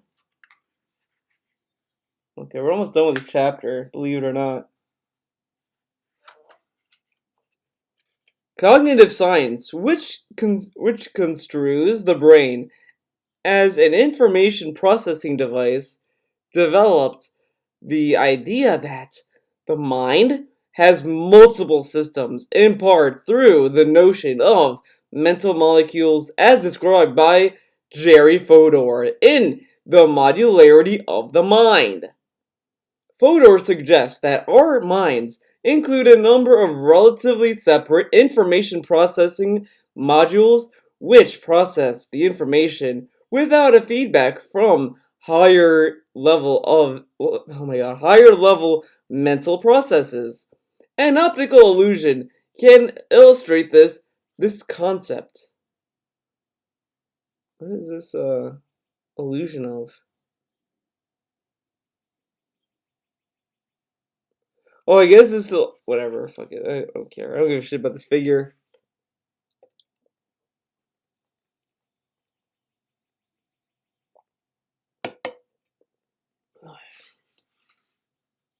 In this figure, the diagonal lines are parallel even though they don't look parallel. If you sorry. But even if we know that they are, it's impossible for us to see them as such. Although our conscious judgments tell us that the lines are parallel, our visual systems perceive them otherwise. This example shows how two mental systems can come to contrary conclusions about the same object. The notion that the mind has multiple levels helps us explain our emotional responses to video games and other artworks. Oh shit. Thank you, Ludwig, for the $5 super chat. Can I pay you to stop reading and draw something? Oh man. But this is a reading stream, Ludwig. Come on. Okay. You know what? Honestly, we can take a break from this. I'm getting kind of bored of this too. So we'll take a break from it. I'll read it another stream. But thank you for it. If you liked it, let me know. If you didn't, that's fine too. I just want to try to see what would happen, but that's fine. If you want to stop, that's fine. But I'll do a raffle though. We can do art. I am not opposed to that. As I said, this stream can be many things. It doesn't have to be one. It doesn't have to be just one thing. So I'm gonna start a raffle. A raffle. Oh, there's the cow about. There it is.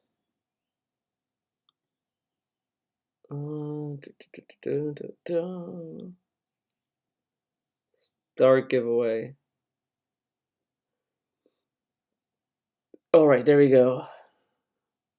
Now someone's gonna say that I do stuff for buddy. Oh no, and now you're banned. Oh shit, I forgot. I have to get. I can only hope that the iPad is gonna work with OBS today. It's been giving me issues lately. Giving me a lot of issues lately. But that book is trash. I mean, I was low-key not surprised that people would want me to stop reading it. I thought it'd be kind of funny to read it. To be honest, I did it as a joke, as a meme. But I can also get that going to someone reading can be kind of lame sometimes. So that's why I think if I do reading streams like this, I might just have art to go with it. Hey, I'll read for an hour or whatever, and then do art for the remaining of the stream or something. Something so both sides are happy. So we get everything. It's okay. Your hair isn't dyed. It's for this. Anything for this. All right.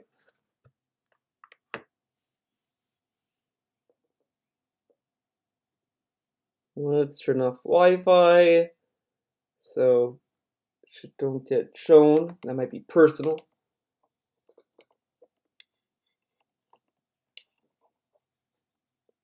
I don't know what to draw though. I don't know if I should start a new sketch or I'll go to an old sketch. Well, I know some people enjoy it. I think what I'm gonna be doing with it is I'm probably gonna balance it. So it's not just one thing. I don't want people to, You know, so like everyone can be happy. So everyone is happy. Everyone gets what they want. People who like the reading stuff can get the reading stuff, and the people who don't want it can still watch the streams.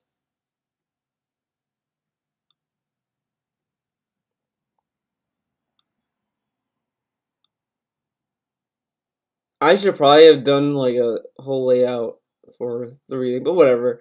I don't know if I was gonna keep doing it, but that's fine. Now I'm I can't talk today.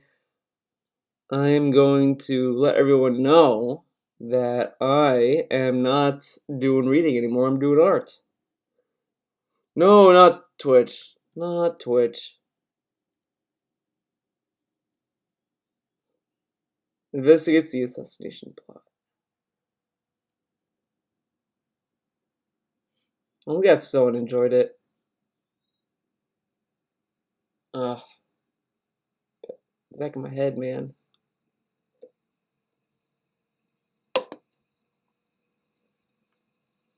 I'm no longer.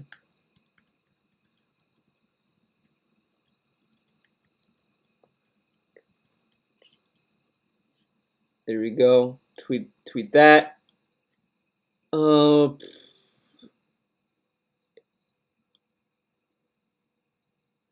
There we go. I'll do this. Canberra isn't happy. You're gonna stop reading that shitty philosophy book.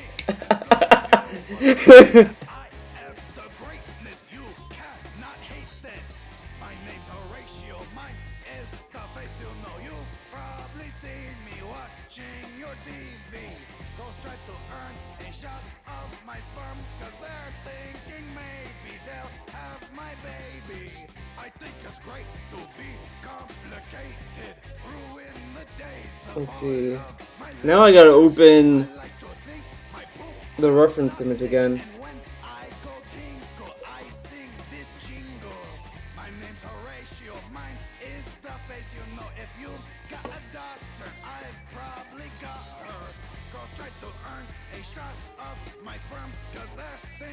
Oh my god, the lyrics. The fucking lyrics.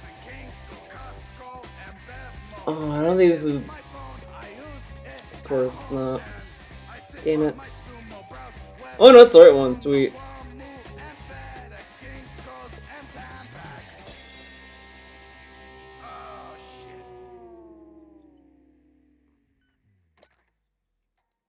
Guess what? I've had sex with a dead person. Do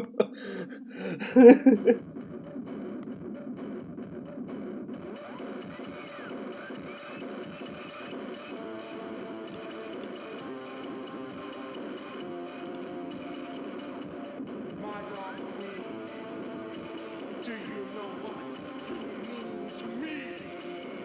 Yes, my darling. I want you on to drink gasoline to purify myself from you. Playing Resident Evil 2! Your grave! I brought a Game Boy, cause I'm so brave. I'll play it on your dead body. Cause that's what hot is to me. A song for you, my dark queen. I'm tripping around at the board. Oh man, I'm a beautiful as I transform into your lover. So join me and we can play Glover as we die, killing ourselves on our M64. Where did it go? It's under our corpses. And we're not corpses, we're living mammals. We're living mammals, living to die. Oh my God! Animals living to die. Oh man. Going to die for you. And we're gonna play Mortal Kombat 2. And we're gonna rip out all the hearts like you did to me. and then I'm going to scream like a phasm and have a strong gamers orgasm. Gamer orgasm, guys. Gamer orgasm. 5. I'm not alive. You, the queen. No, don't do Lair. No.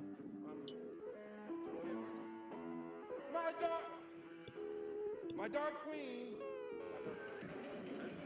Okay, my dark queen.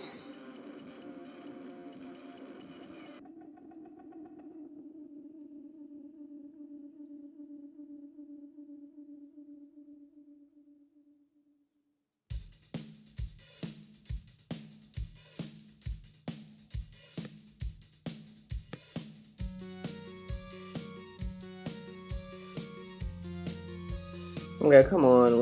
What's going on here? Hold on, I want to see my battery on this little pen.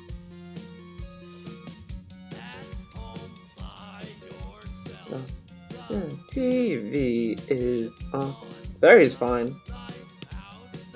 Are getting darker now. Not time for bed yet. You can't even sleep. Mom and Dad are home. You're in way too deep. Everything is just fine. Everything is just fine. Everything going alright. Everything got a whole lot worse. Everything going wrong.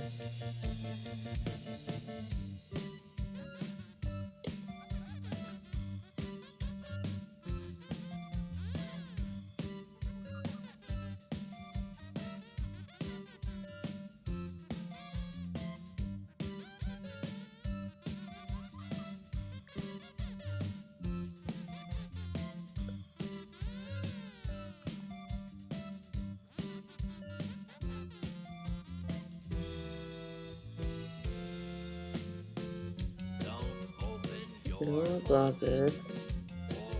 Look under your bed. This time there won't be that knock at your door. Stay awake now. And close your eyes. Song rules.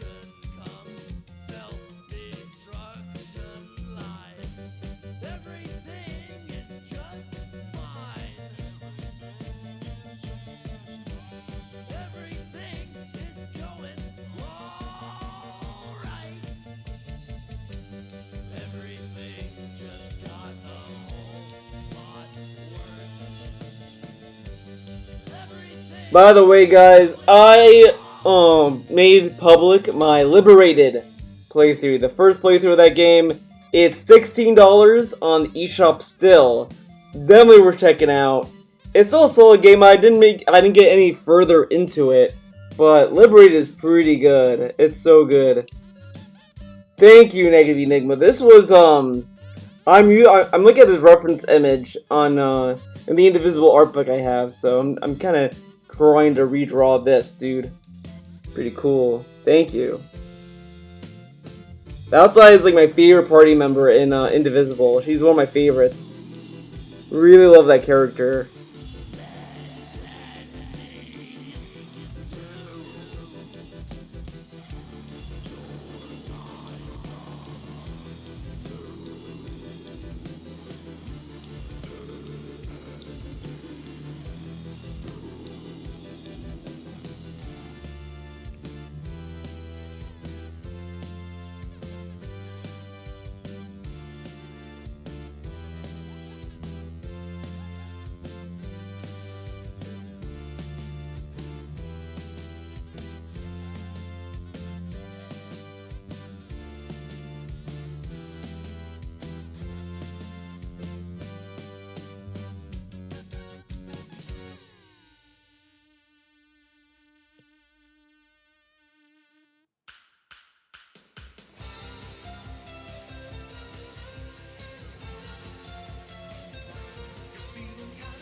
Oh boy, dude, it's this song.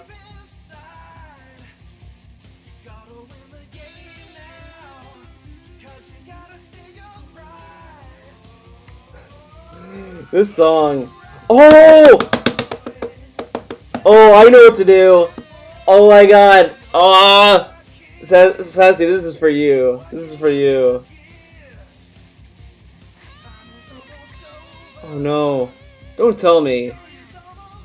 Oh, sweet.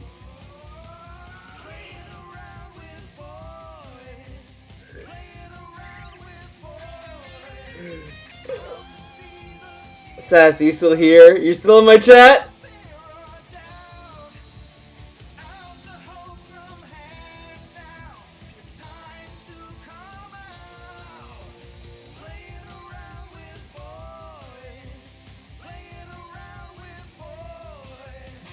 Okay, good. He's still here. Here.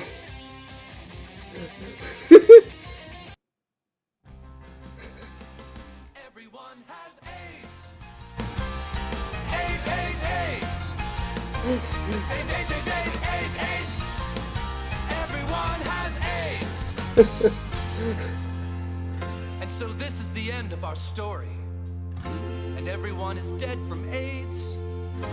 It took from me my best friend, my only true pal, my only bright star. Well, I'm gonna march on Washington, lead the fight and charge the brigades. There's a hero inside of all of us. I'll make them see everyone has AIDS. My father, AIDS. My sister, AIDS. My uncle and my cousin and her best friend, AIDS. The gays and the straights and the whites and the spades. Everyone has AIDS. My grandma and my dog are blue. Mama's got it and so do you. Come on everybody, we got quilting to do. We're gonna break down these barricades. Everyone has AIDS, AIDS, AIDS, AIDS, AIDS, AIDS, AIDS, AIDS, AIDS, AIDS, AIDS, AIDS, AIDS, AIDS, AIDS, AIDS.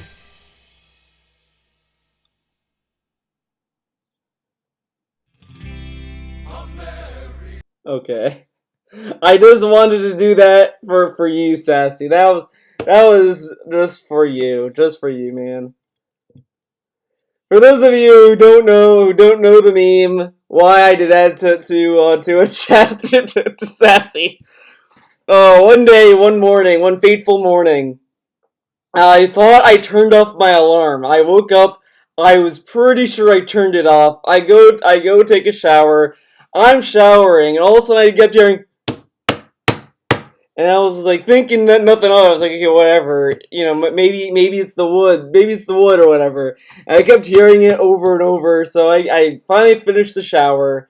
I I go back into the room to just kind of get ready, and Sassy just looks at me with like the meanest look in his eyes, like your alarm. And that was my alarm ringtone too. Everybody has ages because it was such a loud song that I knew it would wake me up. And he has looked at me like, your fucking alarm went on for 2 minutes. And I was just like, oh shit. And then I left, and that was that. And man, so that's why I played it just now. Just as a little gift to him, He was such a good roommate. He was a good sport. I just had to do it to him.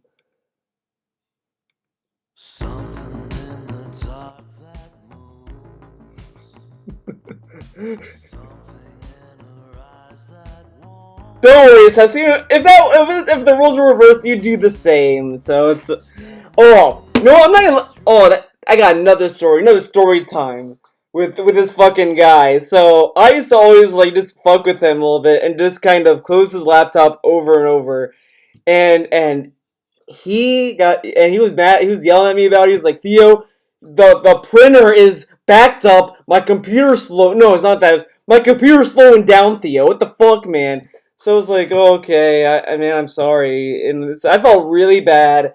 And then come to find out, he was like, Theo, I actually found out that I had like a huge list of printer jobs running in the background. and that's when the computer slowed down, and I was just like, but it's all good. It's all good. I mean, I kind of feel, I probably feel the same way though. So it's not. So I guess it wasn't super bad that like that you yelled at me. I feel like at a point, it would just get kind of the point where it's like, hey, you're doing this way too much. Cut it out. So it was kind of like that line of like, even if it didn't cause that problem, I think it was just like maybe the joke overstayed its welcome at that point as well. But it's fine. It's all good. It wasn't a bad thing, but I do sometimes give shit about it. but then again, I did kick you in the face by accident. It was a fucked up situation. We don't need to get into why I kicked him in the face. It was an accident. It was a fucked up situation, man.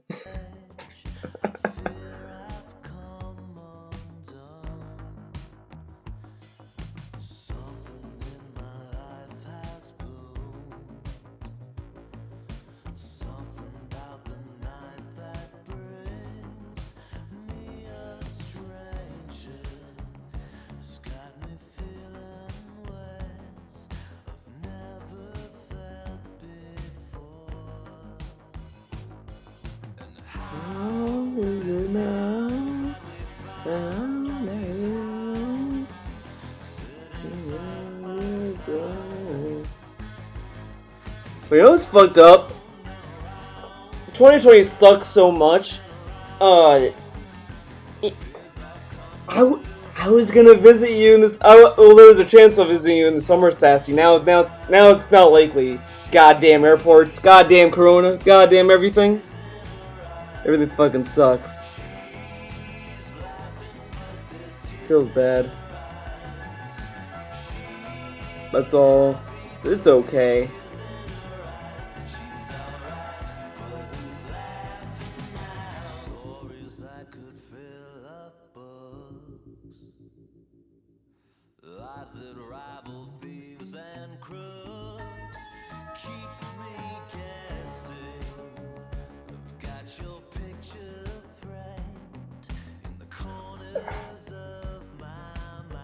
Yeah, fuck.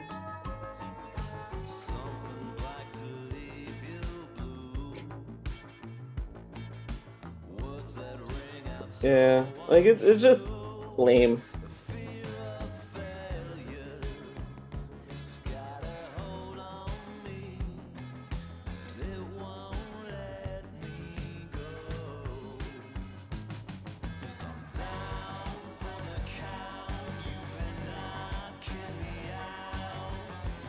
Oh, the raffle's over.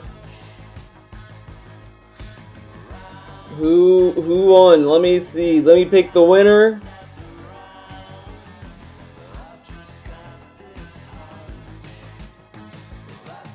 We got 3 people. Between the 3, Negative Enigma wins. Negative Enigma wins. Congratulations. And congratulations.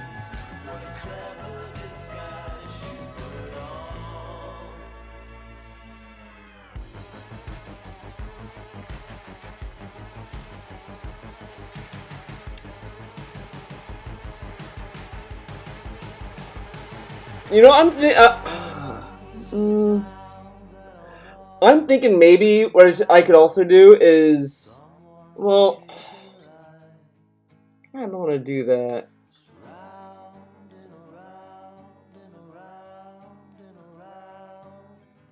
I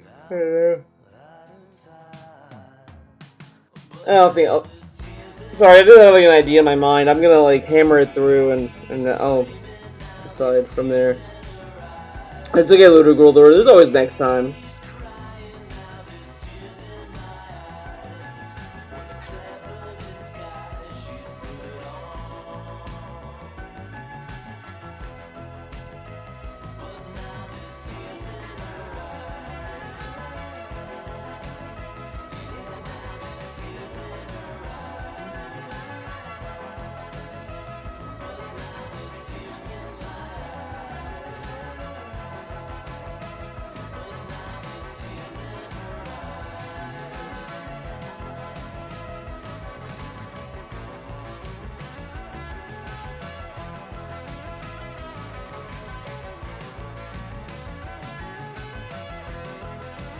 They can't win them all.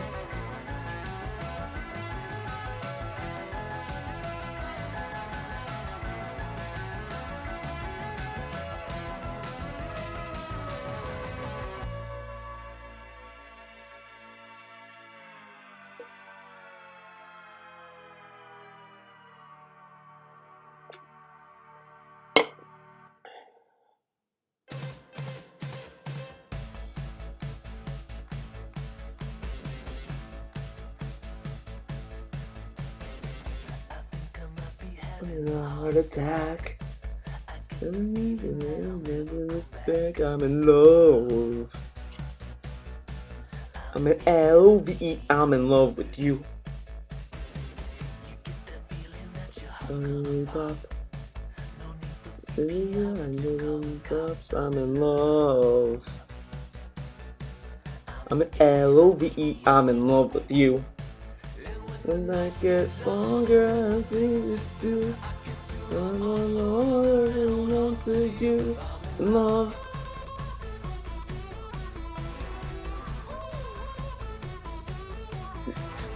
Okay, let's look this up. Let's see. To you. I'm in love.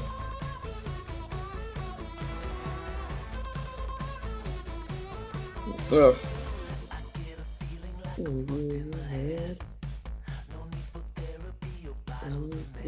in love. An LOVE, I'm in love with you.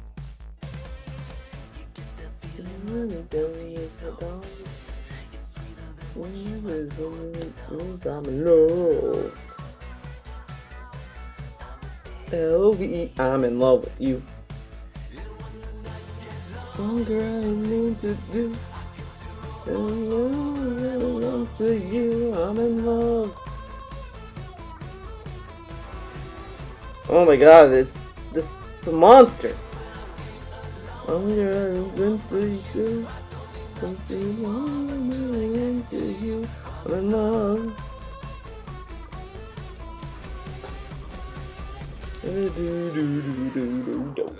Please love me, baby. Yes. Think I know. Think I know.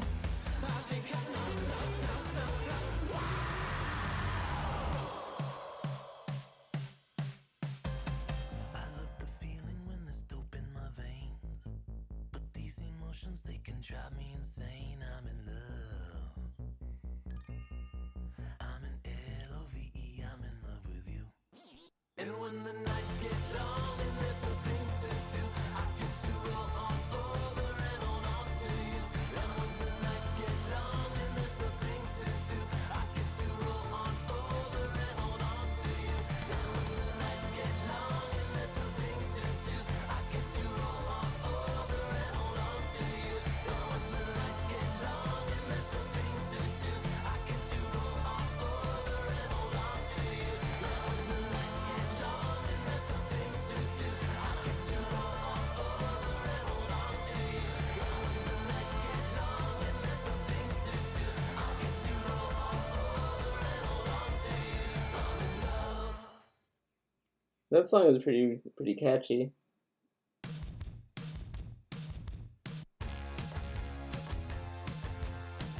You're so nice, I forgot your name. You're so nice, I forgot your name. Oh yeah, that boy remember my name. I'm so high, I forgot my name. Oh yeah, that boy remember the name. I just play, don't remember the game. The white boy spinning records all night. Want to dance, I taste, I don't bite. Black boy spinning records all night. I'm the rum and you're the Mai Tai. If you don't remember that hour, it don't bother me. Leave it alone, I wanna just dance with you. Leave it alone. Me.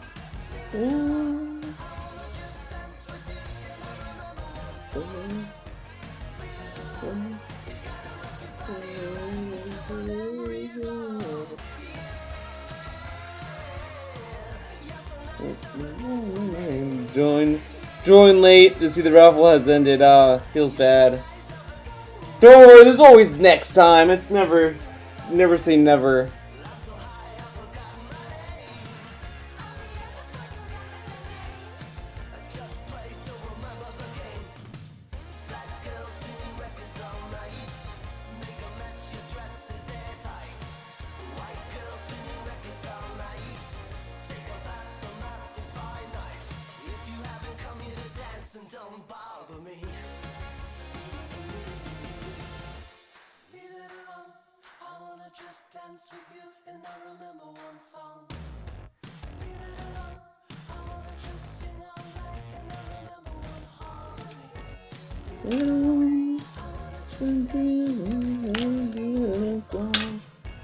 Leave it alone.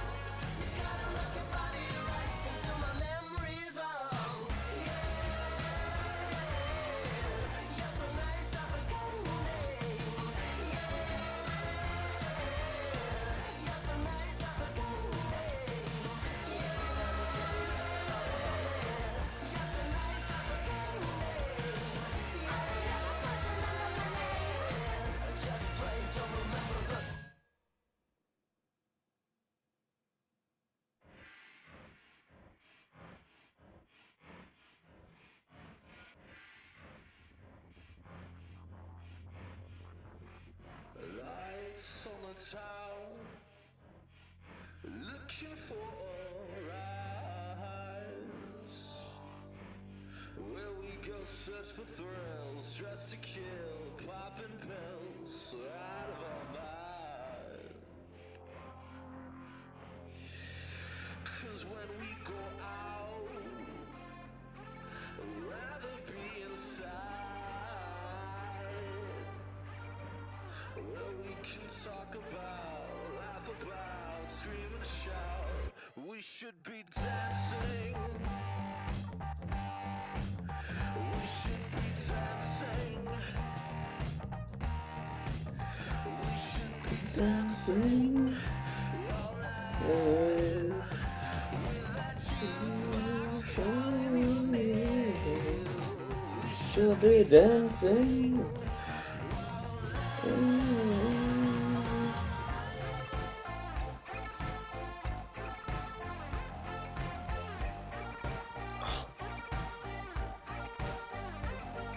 Ugh.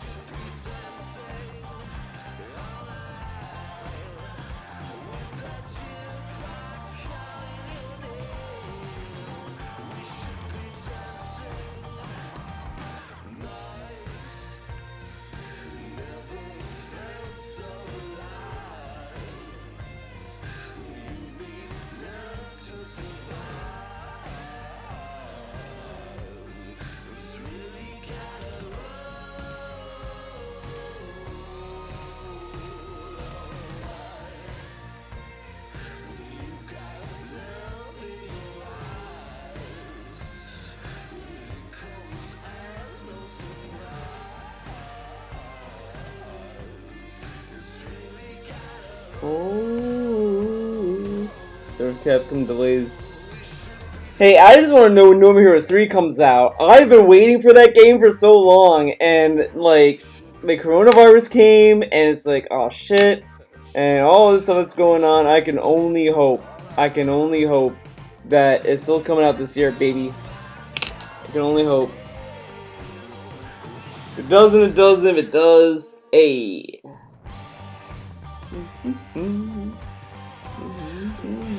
be dancing. We shall be dancing. I think I'll survive, dude. You can survive. You're tough, man. Don't worry.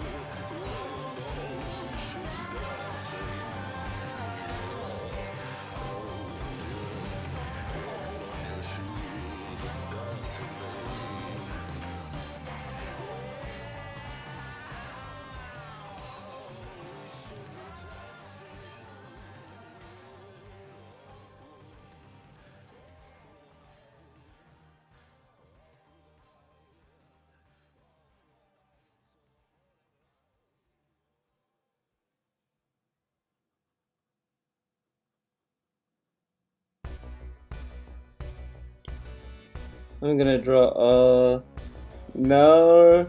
Oh, I don't even, yeah, I don't even know how to pronounce the name. Is it Narga Kuga? Narga Guga?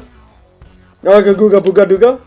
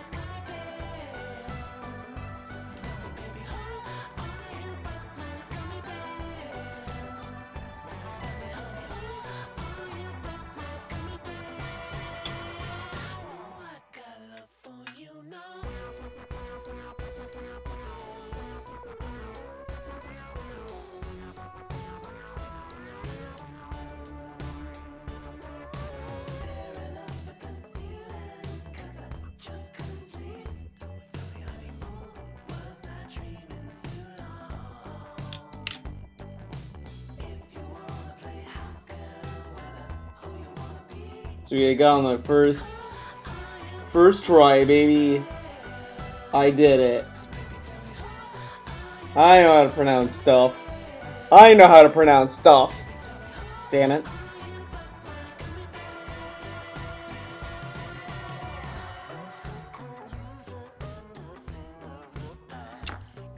All right.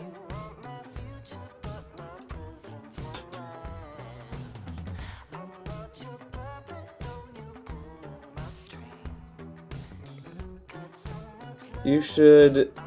It's way better than Base World. Oh, I need to get Iceborne. I fell off of Monster Hunter World. I still have it, but I just couldn't get that far into it.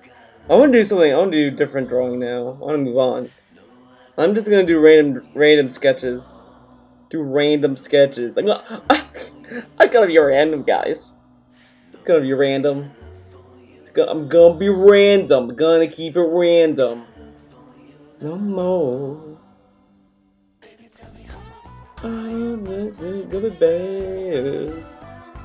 Boom, boom, boom, boom, boom, boom, boom, boom, boom, boom, boom, boom, boom, boom, boom, boom. Bow, bow, bow, bow, bow, bow, bow, bow. Bow, bow, bow, bow, bow.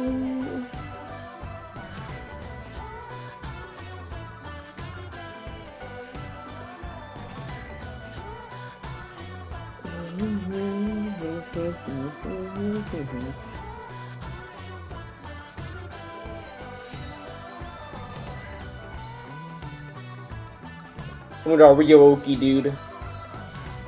Boom, boom, boom, boom, boom, boom.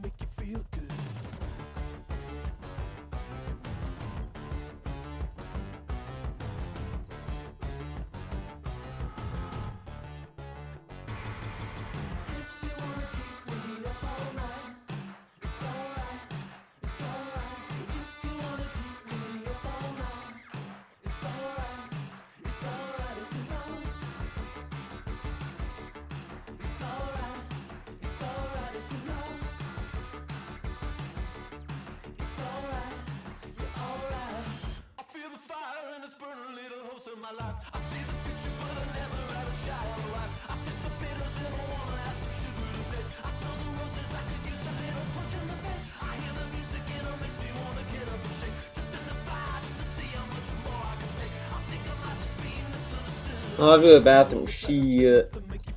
Alright, man. Later. Later, Sassy. I might still be streaming, might not be. But I gotta go to the bathroom, so I'll be back.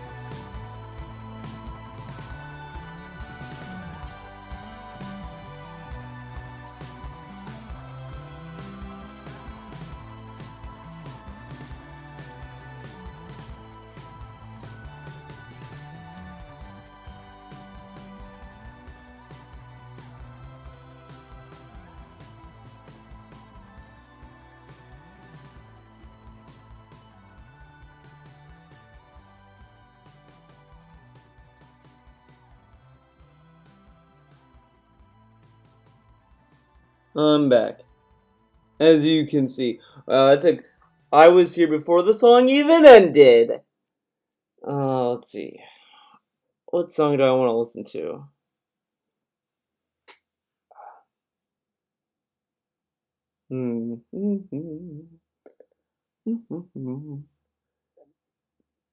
Let's see. Can I listen to some Kill la Kill?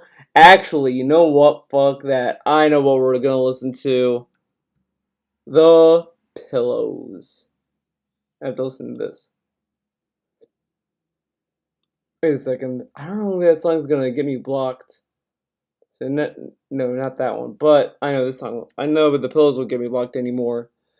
Because finally, The Pillows decided just to claim videos. That's great. Much rather have The Pillows claim music than fucking block the fucking video.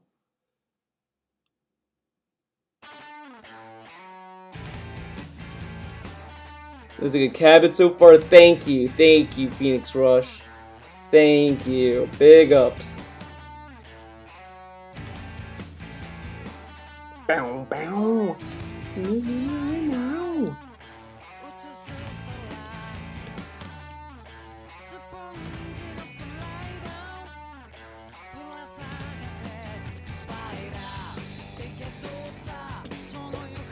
Ryoki is the cutest character, best character. Ryoki and Ryoko, best characters. Next to Kione. Kione's cool too.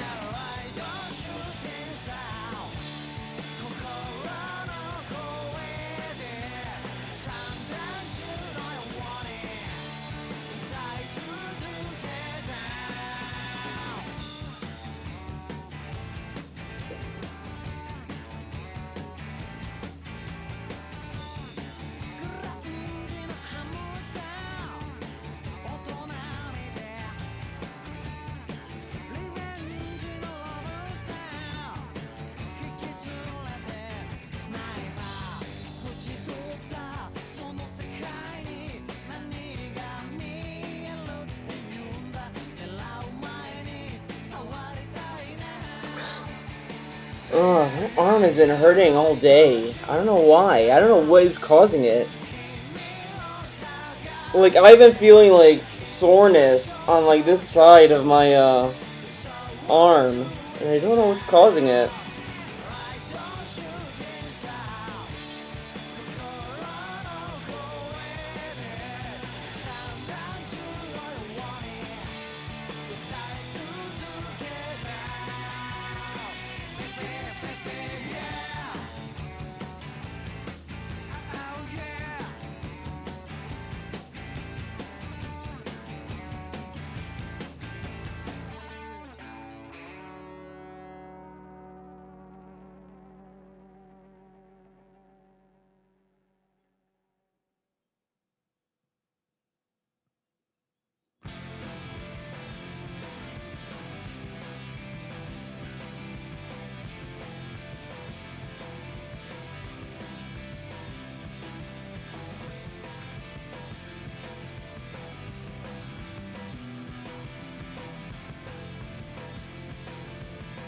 I'm gonna fix the eye. Looks weird.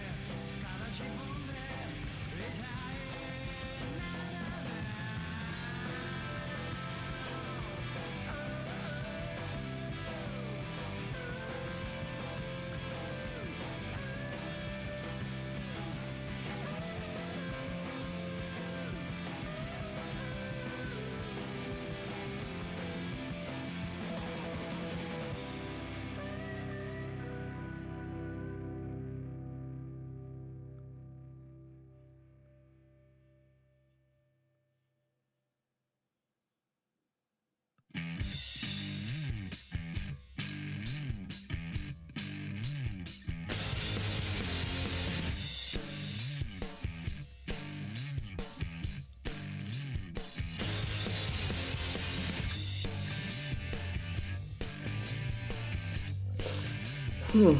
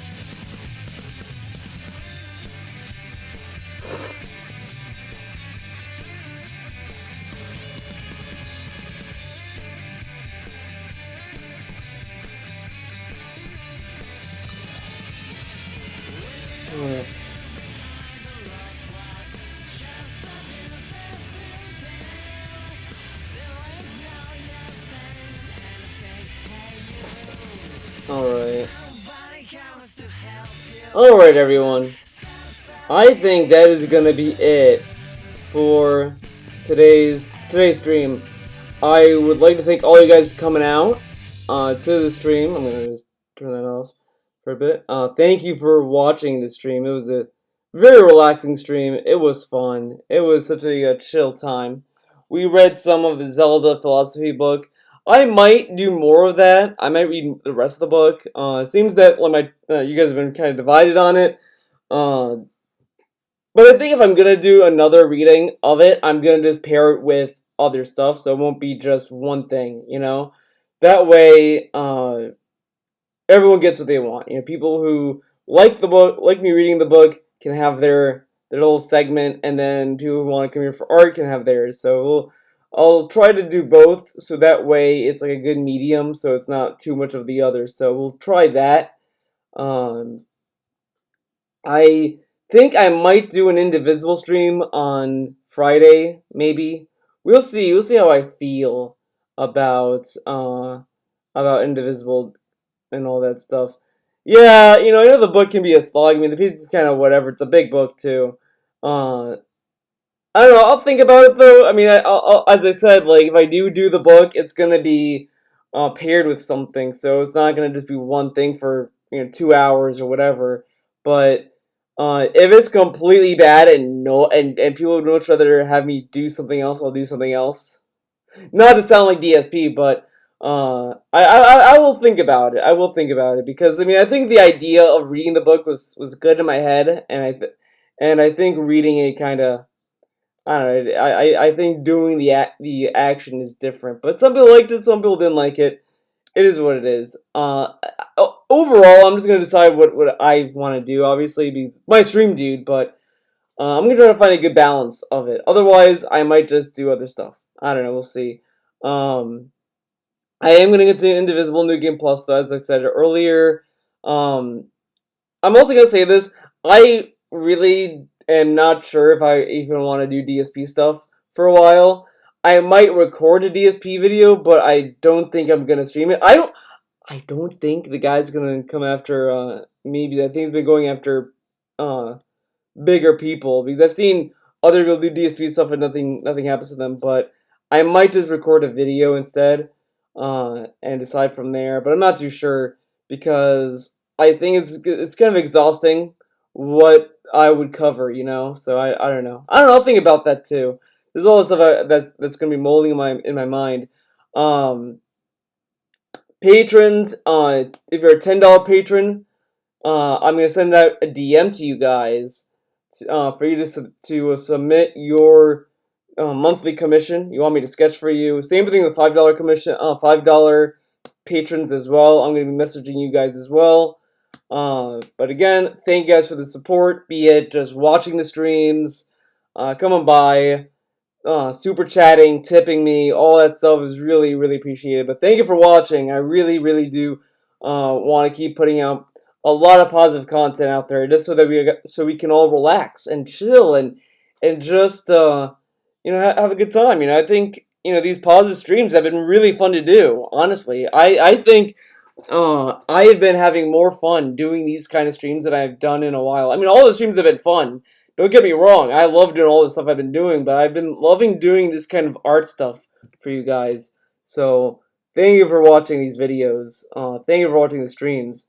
All this stuff really, really does help me in a lot of ways. Again, thank you for the viewer canvas. I am working on the other viewer canvas. I'm redrawing them digitally, so you guys can see them digitally and not have to wait for me to go to FedEx. So there's that. But thank you guys for watching. Hope you guys have a good week. Stay safe, stay healthy. Please, do what you must, but just be sure you're safe and healthy, because the last thing I want to see is bad stuff. So stay safe, guys. Stay safe. Have a nice one, everyone. I'll see you when I see you, and have a great week as best as you can, and I'll see you when I see you guys. Have a good week. See ya when I see ya.